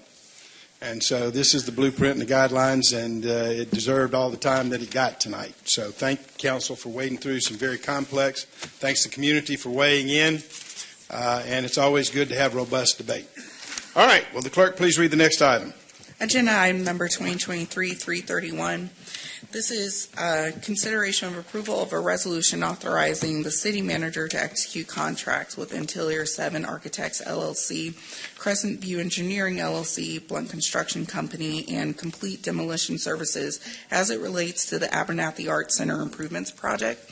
This is presented by Director of Facilities, Capital Construction, and Building Operations, Dave Wells. Mr. Wells. Good evening, Mayor and Council. Before you tonight is a proposed plan for continuing arts programming for the Abernathy Arts Center. Staff has a contracted architect, Atelier 7, and with them we met with Art Sandy Springs. We had numerous meetings with them over the last few months to talk about programming and additional facility space they would require for any additional programming. We had an open house on October 30th. We had 56 people attend. We had a couple council members. It was a very good meeting. And during that presentation, we introduced the current site conditions to include the needed attention to the detention pond, some sidewalk repairs, and the conditions of the 1930 stone buildings and the different structural issues, asbestos issues, and different issues we had with the buildings. We received 6 comments. 2 of them were public comment cards and 4 emails. The major concerns were saving of many of the trees as possible, additional parking, and then the demolition of the old stone buildings and preserving some of those materials, the stone cladding and some of the purple marble that's found inside the building as part of this structure that we would be building. Mr. Wells, I assume that instead of persevering some of the materials, we're preserving them? Got a typo there. I want to make sure. Okay. Well, I said it right, though. You said it right. I had some cognitive dissonance there. Thank you, Mayor. Thank you, Mayor. So Art Sandy Springs added pottery classes. There's suggesting adding pottery classes. It would offer ceramic classes, workshops, and special programs for children, teens, and adults. Classes would be offered mornings, after school, and evenings, mostly Tuesday through Friday. Ceramics program is projected to add $95,000 annual revenue with additional 325 new students and 70 new summer campers. These are some of the classes they would offer. And with that, I'd like to move in. I'd like to introduce Tony Pope. I got Tony Pope and Sharon Pope, the architects for Atelier 7. They're going to go over the design features of the modular art studio. Welcome. Good evening, Mayor and Council. My name is Tony Pope, and I'm a co-founder of Atelier 7 Architects, and I'm here with my business and life partner, Sharon Pope. Our office resides in Dunwoody, and this was a very special opportunity for us to help develop. I thought this was a very forward-thinking use of the product and the use of the land. The building is a modular structure made out of 4 units. The beauty here is that this building is manufactured and licensed and permitted under the 2018 IBC code through the DCA Department of DCA's system. This building can be placed on the site and then as a temporary use, and then it can actually be relocated and placed in the future. So it's upcycling, which is of a major importance of this building. We'll be able to sort of today and tomorrow, depending upon how much you use it. Our interest in the siting of the building was to be directly adjacent from the existing art building so that the two are connected now. Our goal was to solve 2 problems. One, reduce the amount of grading that we were going to have to do on the site, and the most important one was to provide accessibility for both able and disabled people. The building is a fantastic building, we think, in terms of structure and bringing in natural light. It will provide 2 classrooms now, one for hand and wheel pottery. The structure is also clad with cypress wood battens, so that's sort of a combination to allow it to sort of reflect the neighborhood and the woods that it's in. It will be mounted on permanent foundations. We are taking the stone from the existing building, and we're going to use that along the base of the building to clad the foundation walls, and we're creating a planter seat wall that will now allow you to sit outside in front of a planted area. Building is 1,200 square feet. It will incorporate the existing kiln building, kiln equipment from the existing building. We're going to bring that and glue this together along with a new kiln. And it also includes a gallery spine, which is the pop-up piece that you see. That will be a wonderful place for the arts and products that are being produced in the classes to be displayed to the community. These are some pictures of the sort of how the ultimate structure will look. It also includes an office, and has an ADA accessible toilet, and 2 indoor kilns also. All right. Thank you. Thank you. I like your proposal, but I've got a suggestion. If you'd like to move your business to Sandy Springs from Dunwoody, we will find a place for you.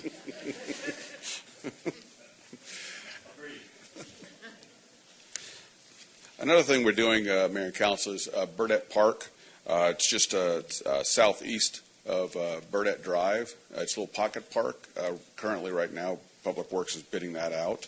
So we'll be starting that project, the beautification project, a little pocket park right there, Abernathy and Burdette Drive.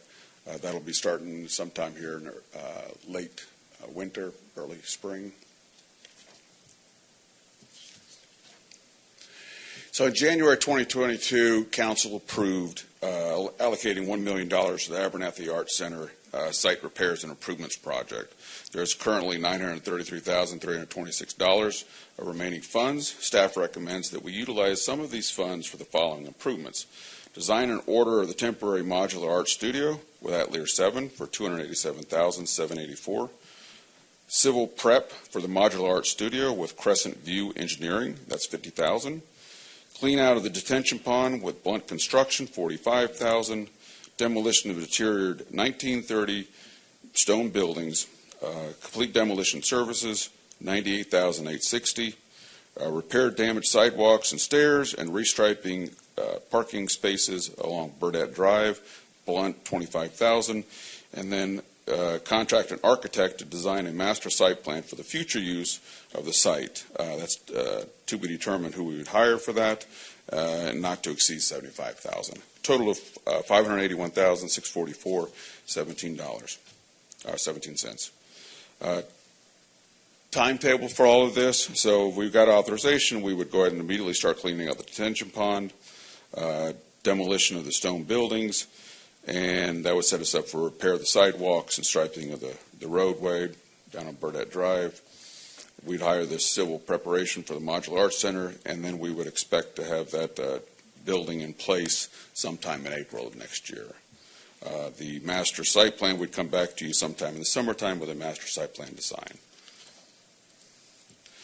So staff recommends that the City Council approve contracts between the City of Sandy Springs and Atelier 7 LLC, current Crescent View Engineering, Blunt Construction Company, complete demolition services to provide for the design, construction, services, and site repairs for the Abernathy Arts Center Improvement Project, and to authorize the city manager to negotiate and execute the contracts. You've heard the report of the Director of Facilities, Capital, Construction, and Building Operations. What's the desire of council? Mayor Paul. Ms. Mueller. I move that we adopt agenda item 2023-331, the approval of a resolution authorizing the city manager to execute contracts with Atelier 7 Architects LLC, Crescent View Engineering LLC, Blunt Construction Company, and complete demolition services as it relates to the Abernathy Arts Center Improvements Project. You have a motion by Ms. Mueller. Is there a second? Second.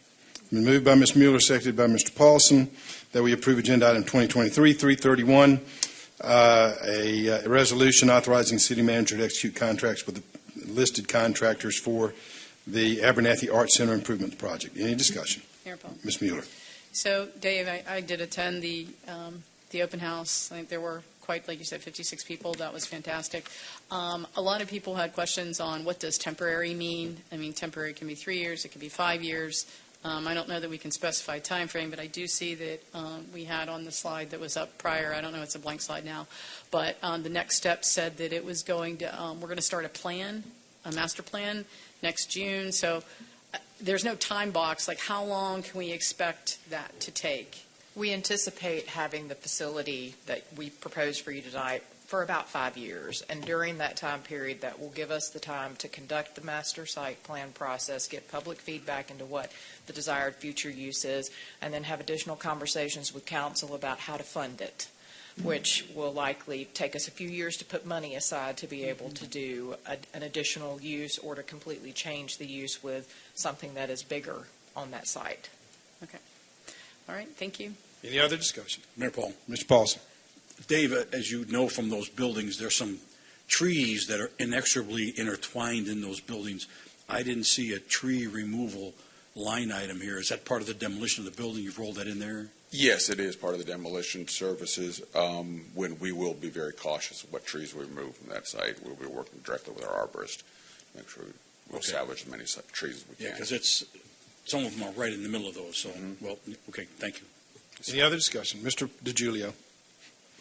Dave, what is maybe I should be asking the gentleman in the back, what is the life expectancy of these modular buildings you're putting there? Because if we're buying these things and we can, and of course, you said that they can be moved and repurposed later. What is the life expectancy of these things? Is it 5 years, 10 years? 50 years. 50 years. I'll be dead. Okay, thank you. Well, we wish you a longer life. Any other discussion? Yep, Dr. Kelly. Yeah, I don't know how typical it is of us to, so what we're considering now are like 6 contracts in one resolution. And I'm going to approve this. I wanted to just say in the future, my preference is to have some of this broken out a little bit in separate. If it's 6 separate contracts, I'd prefer it not to be so comprehensive in a resolution. Mayor, Yep. may I speak to that? Yes, Mr. Lee. I'm sorry to interrupt you. Please. Yep.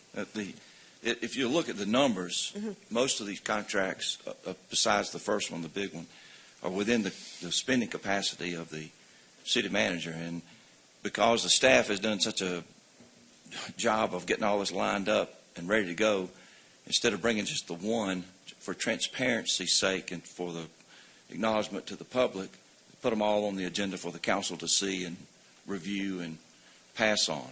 But they could have just been passed on by the city manager, and this was all done just as a show of transparency. Okay, so if I understand you correctly, this isn't typical then, necessarily. Okay, and that's really what my concern was. So, thank you. Excited. Any other discussion? Hearing none, we'll call the question. Questions on agenda item 2023-331, resolution authorizing city manager to execute contracts with the list of contractors on your agenda and complete the demolition services as it relates to the Abernathy Arts Center Improvement Project. All in favor of the motion, say aye. Aye. Opposed, no. The item is approved. Moving to the next item. Clerk, please read the next item. Agenda item 2023-332. This is consideration to authorize a contract award to Illuminate Transportation Technologies, LLC, to construct the Peachtree Dunwoody Road, Windsor Parkway Fiber Connection Project, and to authorize the city manager to execute the contract. This is presented by CIP Unit Manager Wesley Waters. Mr. Waters. Okay. Good evening again. The agenda item is for award of the construction contract for the fiber connection. The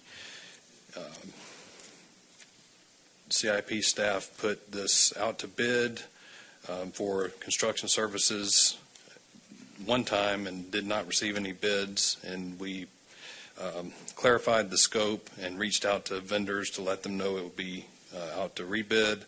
On September 9th, the city issued an invitation to bid for the construction services and received 2 bids. The engineer's estimate was a little below the budget for $400,888.50. Illuminate Transportation Technologies provided a bid of $245,679.10. And Reedwick LLC provided a bid of $424,282.95. The staff is recommending award to the lowest, most responsible and responsive bidder of Illuminate in the amount of $245,697.10. We did due to and there are adequate funds in the account to cover the cost. We did interview Luminate Technologies because their bid was so much lower than the estimate and to their competition. They currently provide our on-call traffic services, and they've done other work for us in the city. And during the interview, they demonstrated understanding of the project and convinced us they would be able to perform this work for that price. So with that, we're recommending award to Luminate for these services.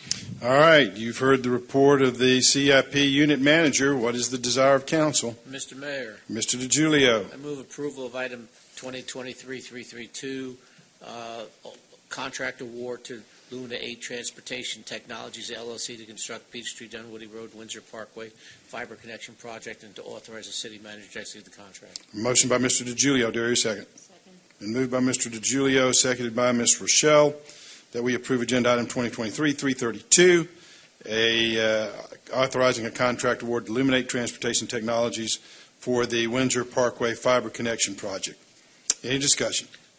Mr. DiGiulio. Yeah, Wes, this is, will this connect that intersection there that has not been online with the other? That's correct. The one at Windsor Parkway. And is this the Peachtree last Dunwoody. of these intersections that are not There networked in? There are more, and I'm There not. are? Yes, I'm not familiar with the entire system, but so our traffic and transportation unit, looks at a master plan, and the funding became available for this connection, and it was handed over to us to execute the construction. So we can get back with you with more information on the system, but there are other parts of the fiber network that will come in after this to expand it further. Okay, but this takes care of the basic one down in that area. That's Thank you. correct. Yes, sir.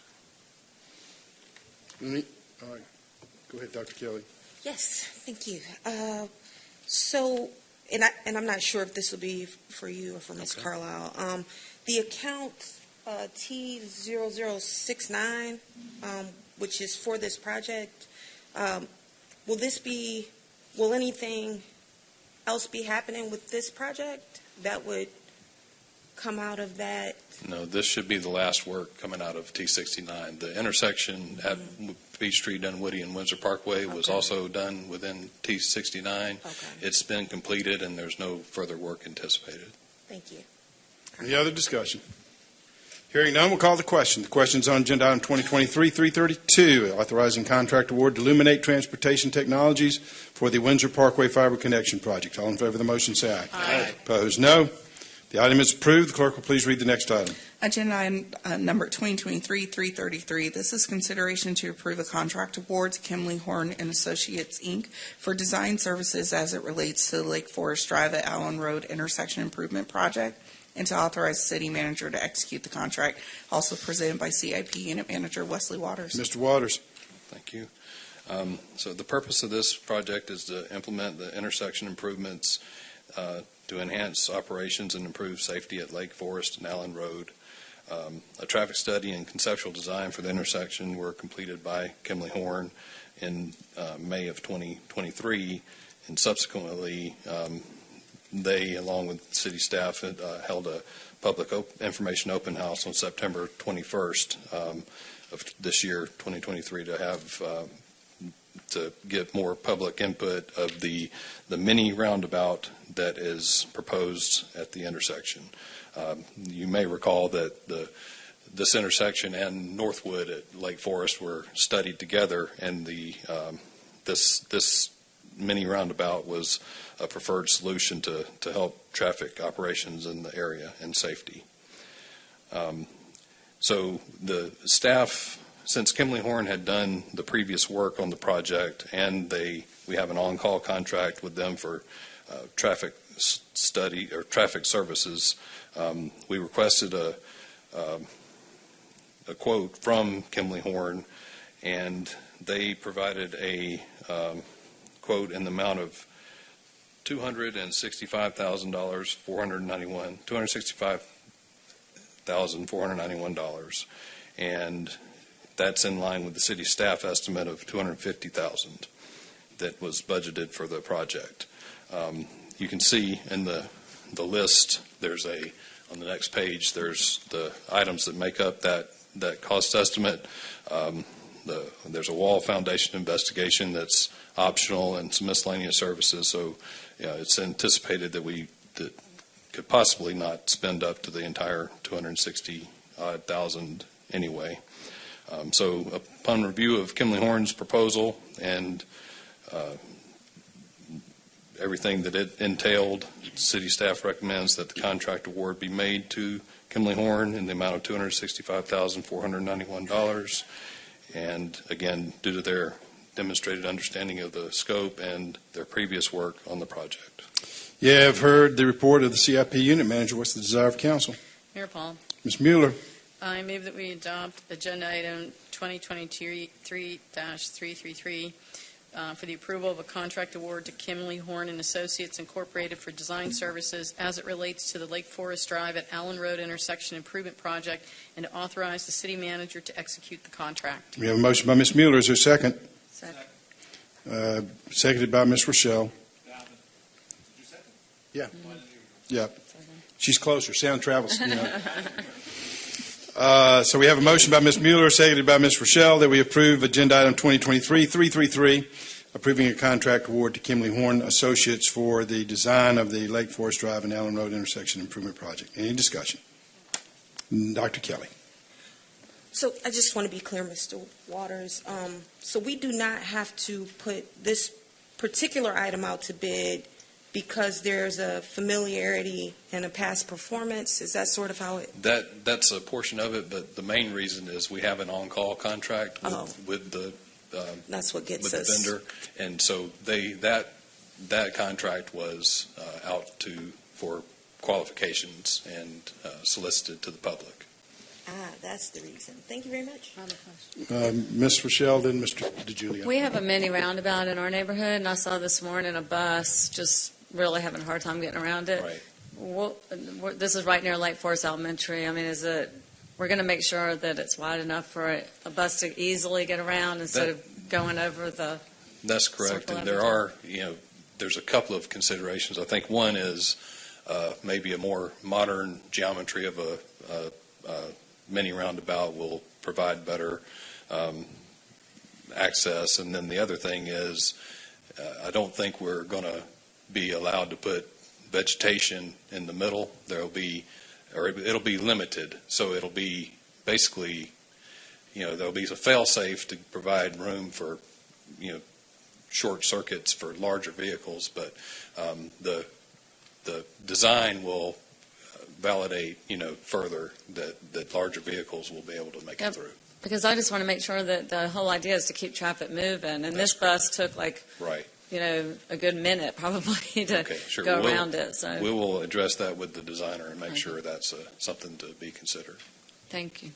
Mr. DeJulia. Yeah, Wes, what is a wall foundation investigation? It's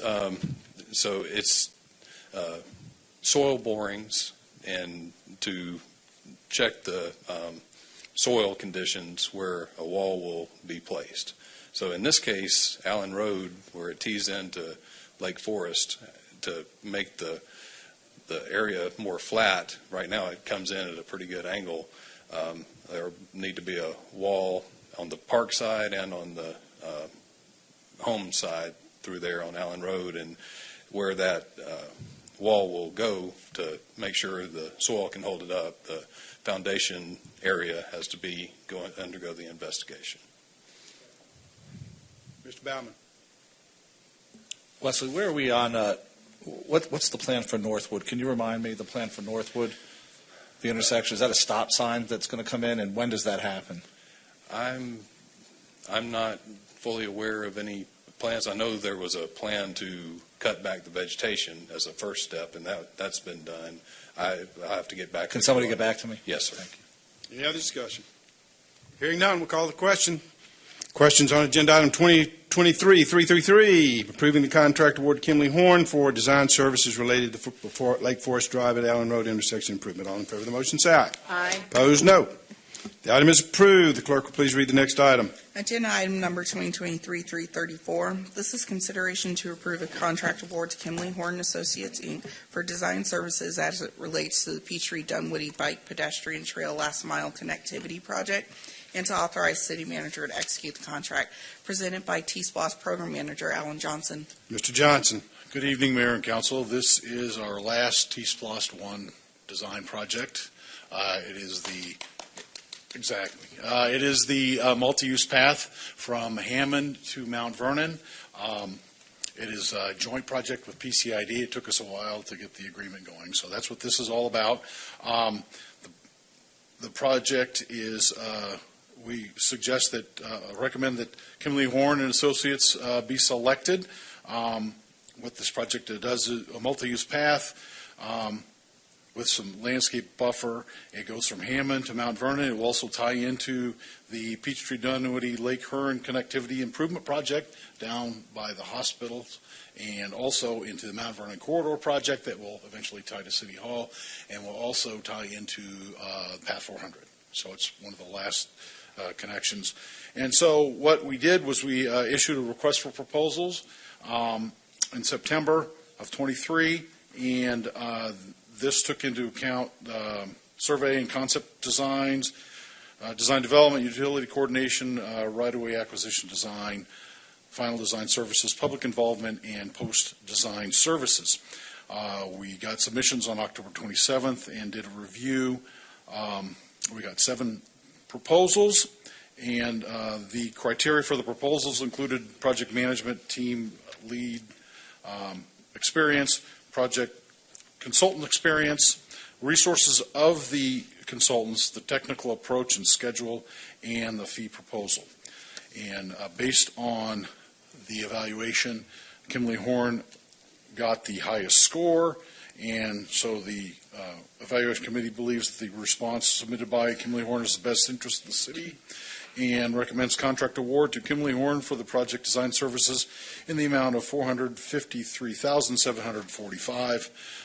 As I mentioned, the cost will be split with PCID for this. The total T-SPLOST and PCID budget is $6.1 million. So staff recommends that Kimley Horn be selected for this project. All right, you've heard the report of the T-SPLOST Program Manager. What's the desire of council?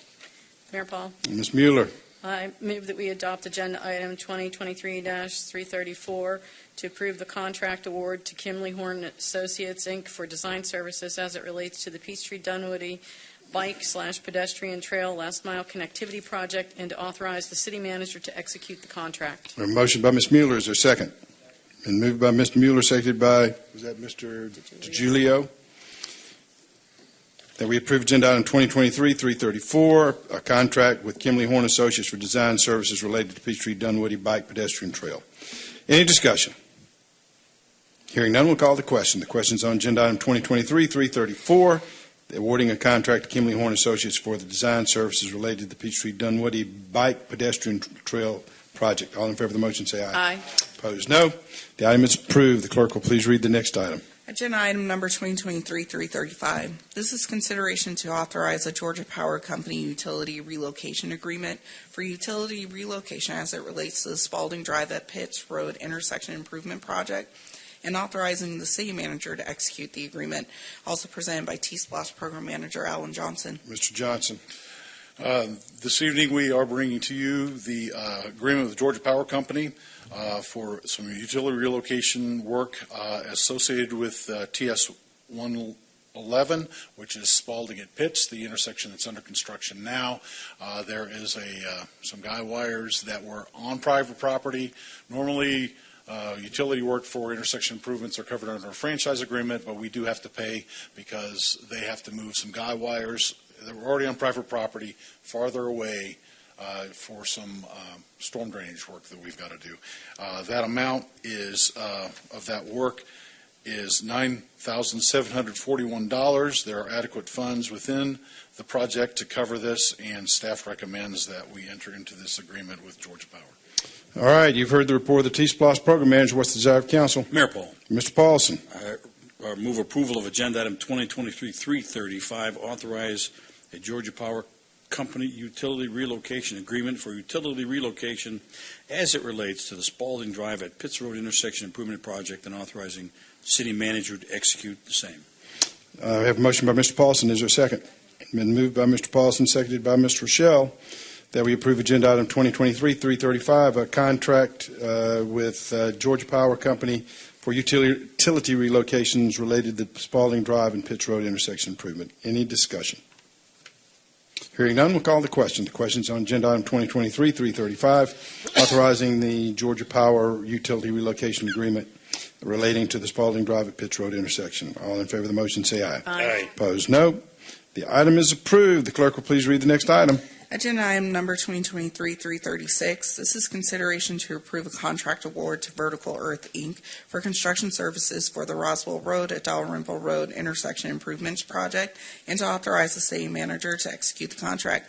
Presented by T-Splosh Project Manager Christine Schultz. Ms. Schultz.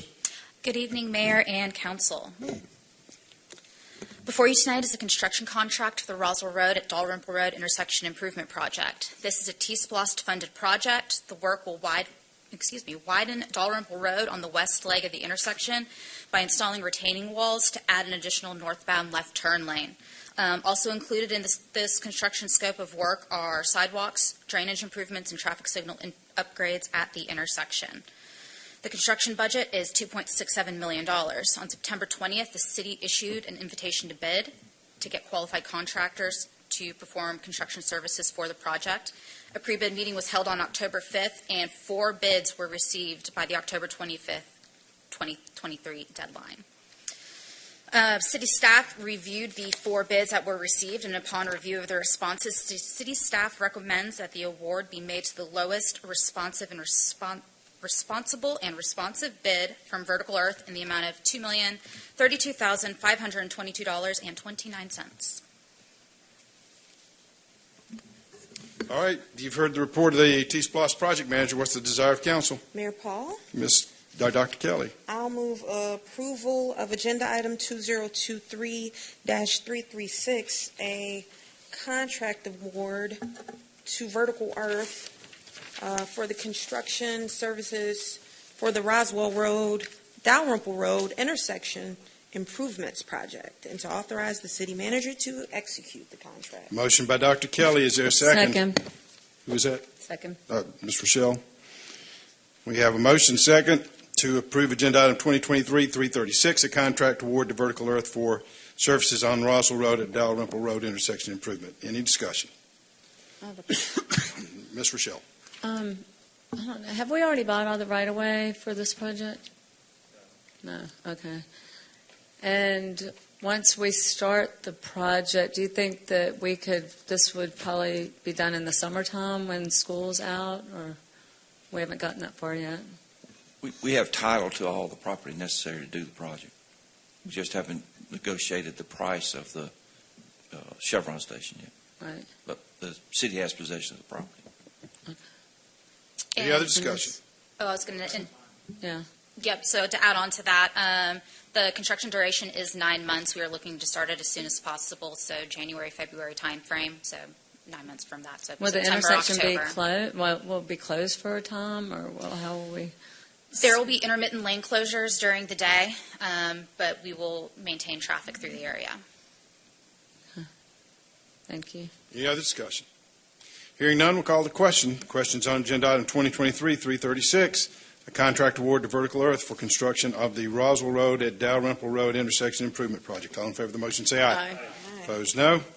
The item is approved. The clerk will please read the next item. Agenda item number 2023-337, consideration of a resolution to award a contract to Emory Clinic for a medical director for the City of Sandy Springs Fire Department and City of Sandy Springs Police Department, and authorizing the city manager to execute documents to effectuate the same. This is presented by Fire Chief Keith Sanders. Mr. Sanders. Good evening, Mayor and Council. Before you is a request by the police chief and I to adopt the resolution for medical services from the medical director with the Emory Clinic The police department sees need to have a certified board-certified Emory ER physician to be available for medical support for high-risk operations, enhanced medical training and medical consultation for injured or ill officers, especially focused on the North Fulton SWAT team personnel, available to answer any questions. We do have the funds available in the fiscal 24 budget. You've heard the report of the fire chief. What's the desire of council? Mr. DiGiulio.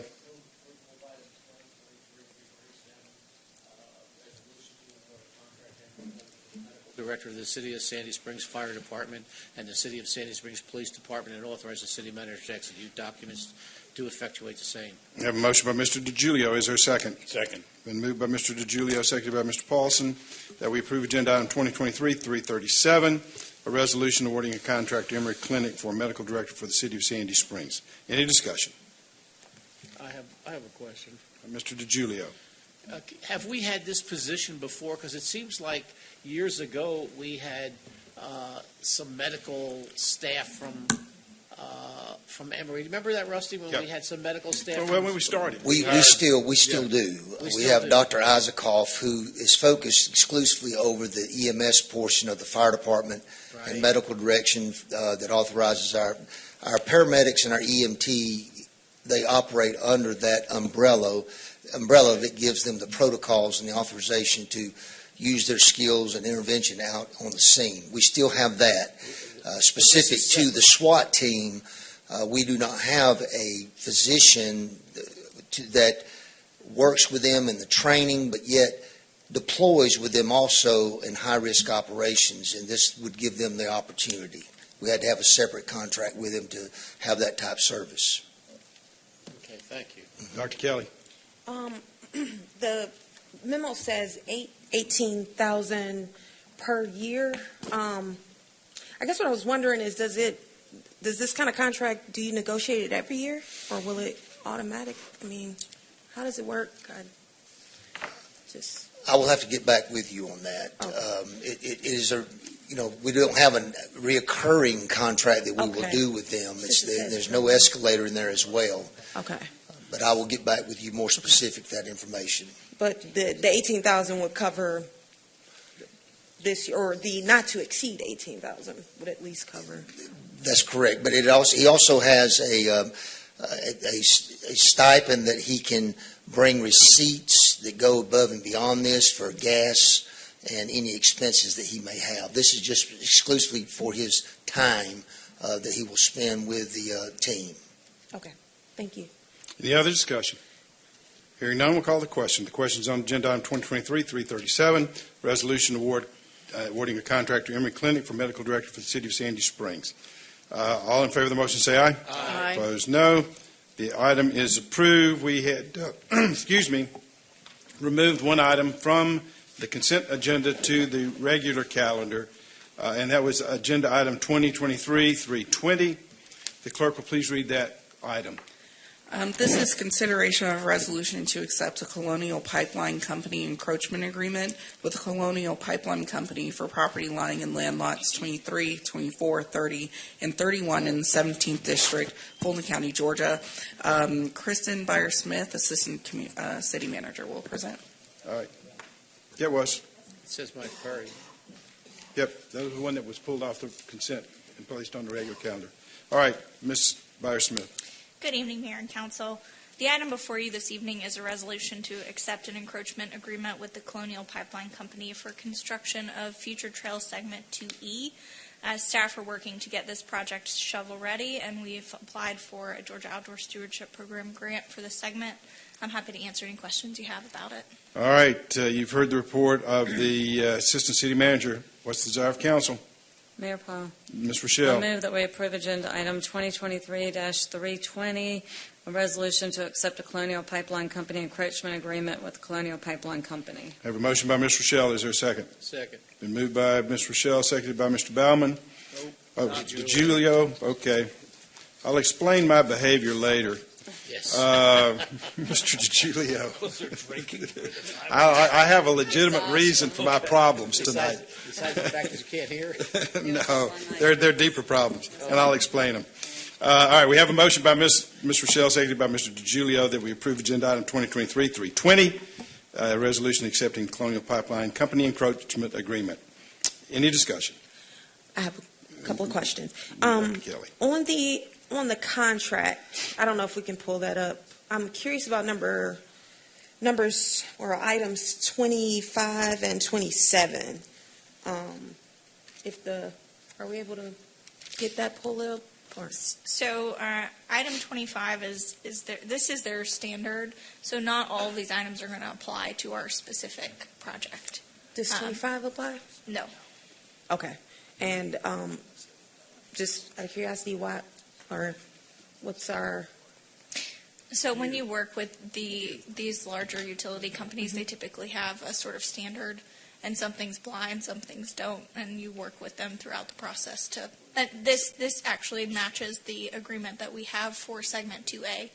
We're working with them in the same capacity for the existing trail segment that we're working on. Okay. So they do not reserve the right to open, cut, excavate, dig across the proposed road or sidewalk? There is no proposed road in this case. Oh, okay, because it says road, railway, sidewalks, avenues, utility lines, or any other encroachment. Yes. So of course, the trail segment that we put there, should they ever need access and need to cut up our trail segment, they certainly will, as will any utility where we have agreements such as this. If they need to access it, they will have to get access to it. So we would work with them in those cases. But then it says Colonial shall not be liable for the restoration. That's of correct. Their need to cut or dig. Yes, and that is standard for any agreement with a utility company where we are on their easement. Okay, so if they disrupt the trail, we have to fix it. Yes. Gotcha. All right, and 27 is about 1 calendar year. So is that like a time limit, if you will, or potentially a time limit? It's a potential time limit, yes. Okay. So we could need to come back if we aren't under construction, but hopefully not. Okay, thank you. Those are my questions. Any other discussion? Hearing none, we'll call the question. The question is on agenda item 2023-320, resolution accepting the Colonial Pipeline encroachment agreement. All in favor of the motion say aye. Aye. Opposed, no. The item is approved. Moving to reports, I hope. Yeah, there it is. I'm going to explain my behavior tonight. I haven't slept since yesterday morning at 7 o'clock because my youngest daughter delivered our 7th grandson last night. And if you think you can sleep while the mother is pacing and texting, the grandmother is pacing and texting and calling to find out what's going on, you're mistaken. But no, Jackson Paul Roberts was 8 pounds 2 ounces, born at 3:45 a.m. this morning, and we're delighted.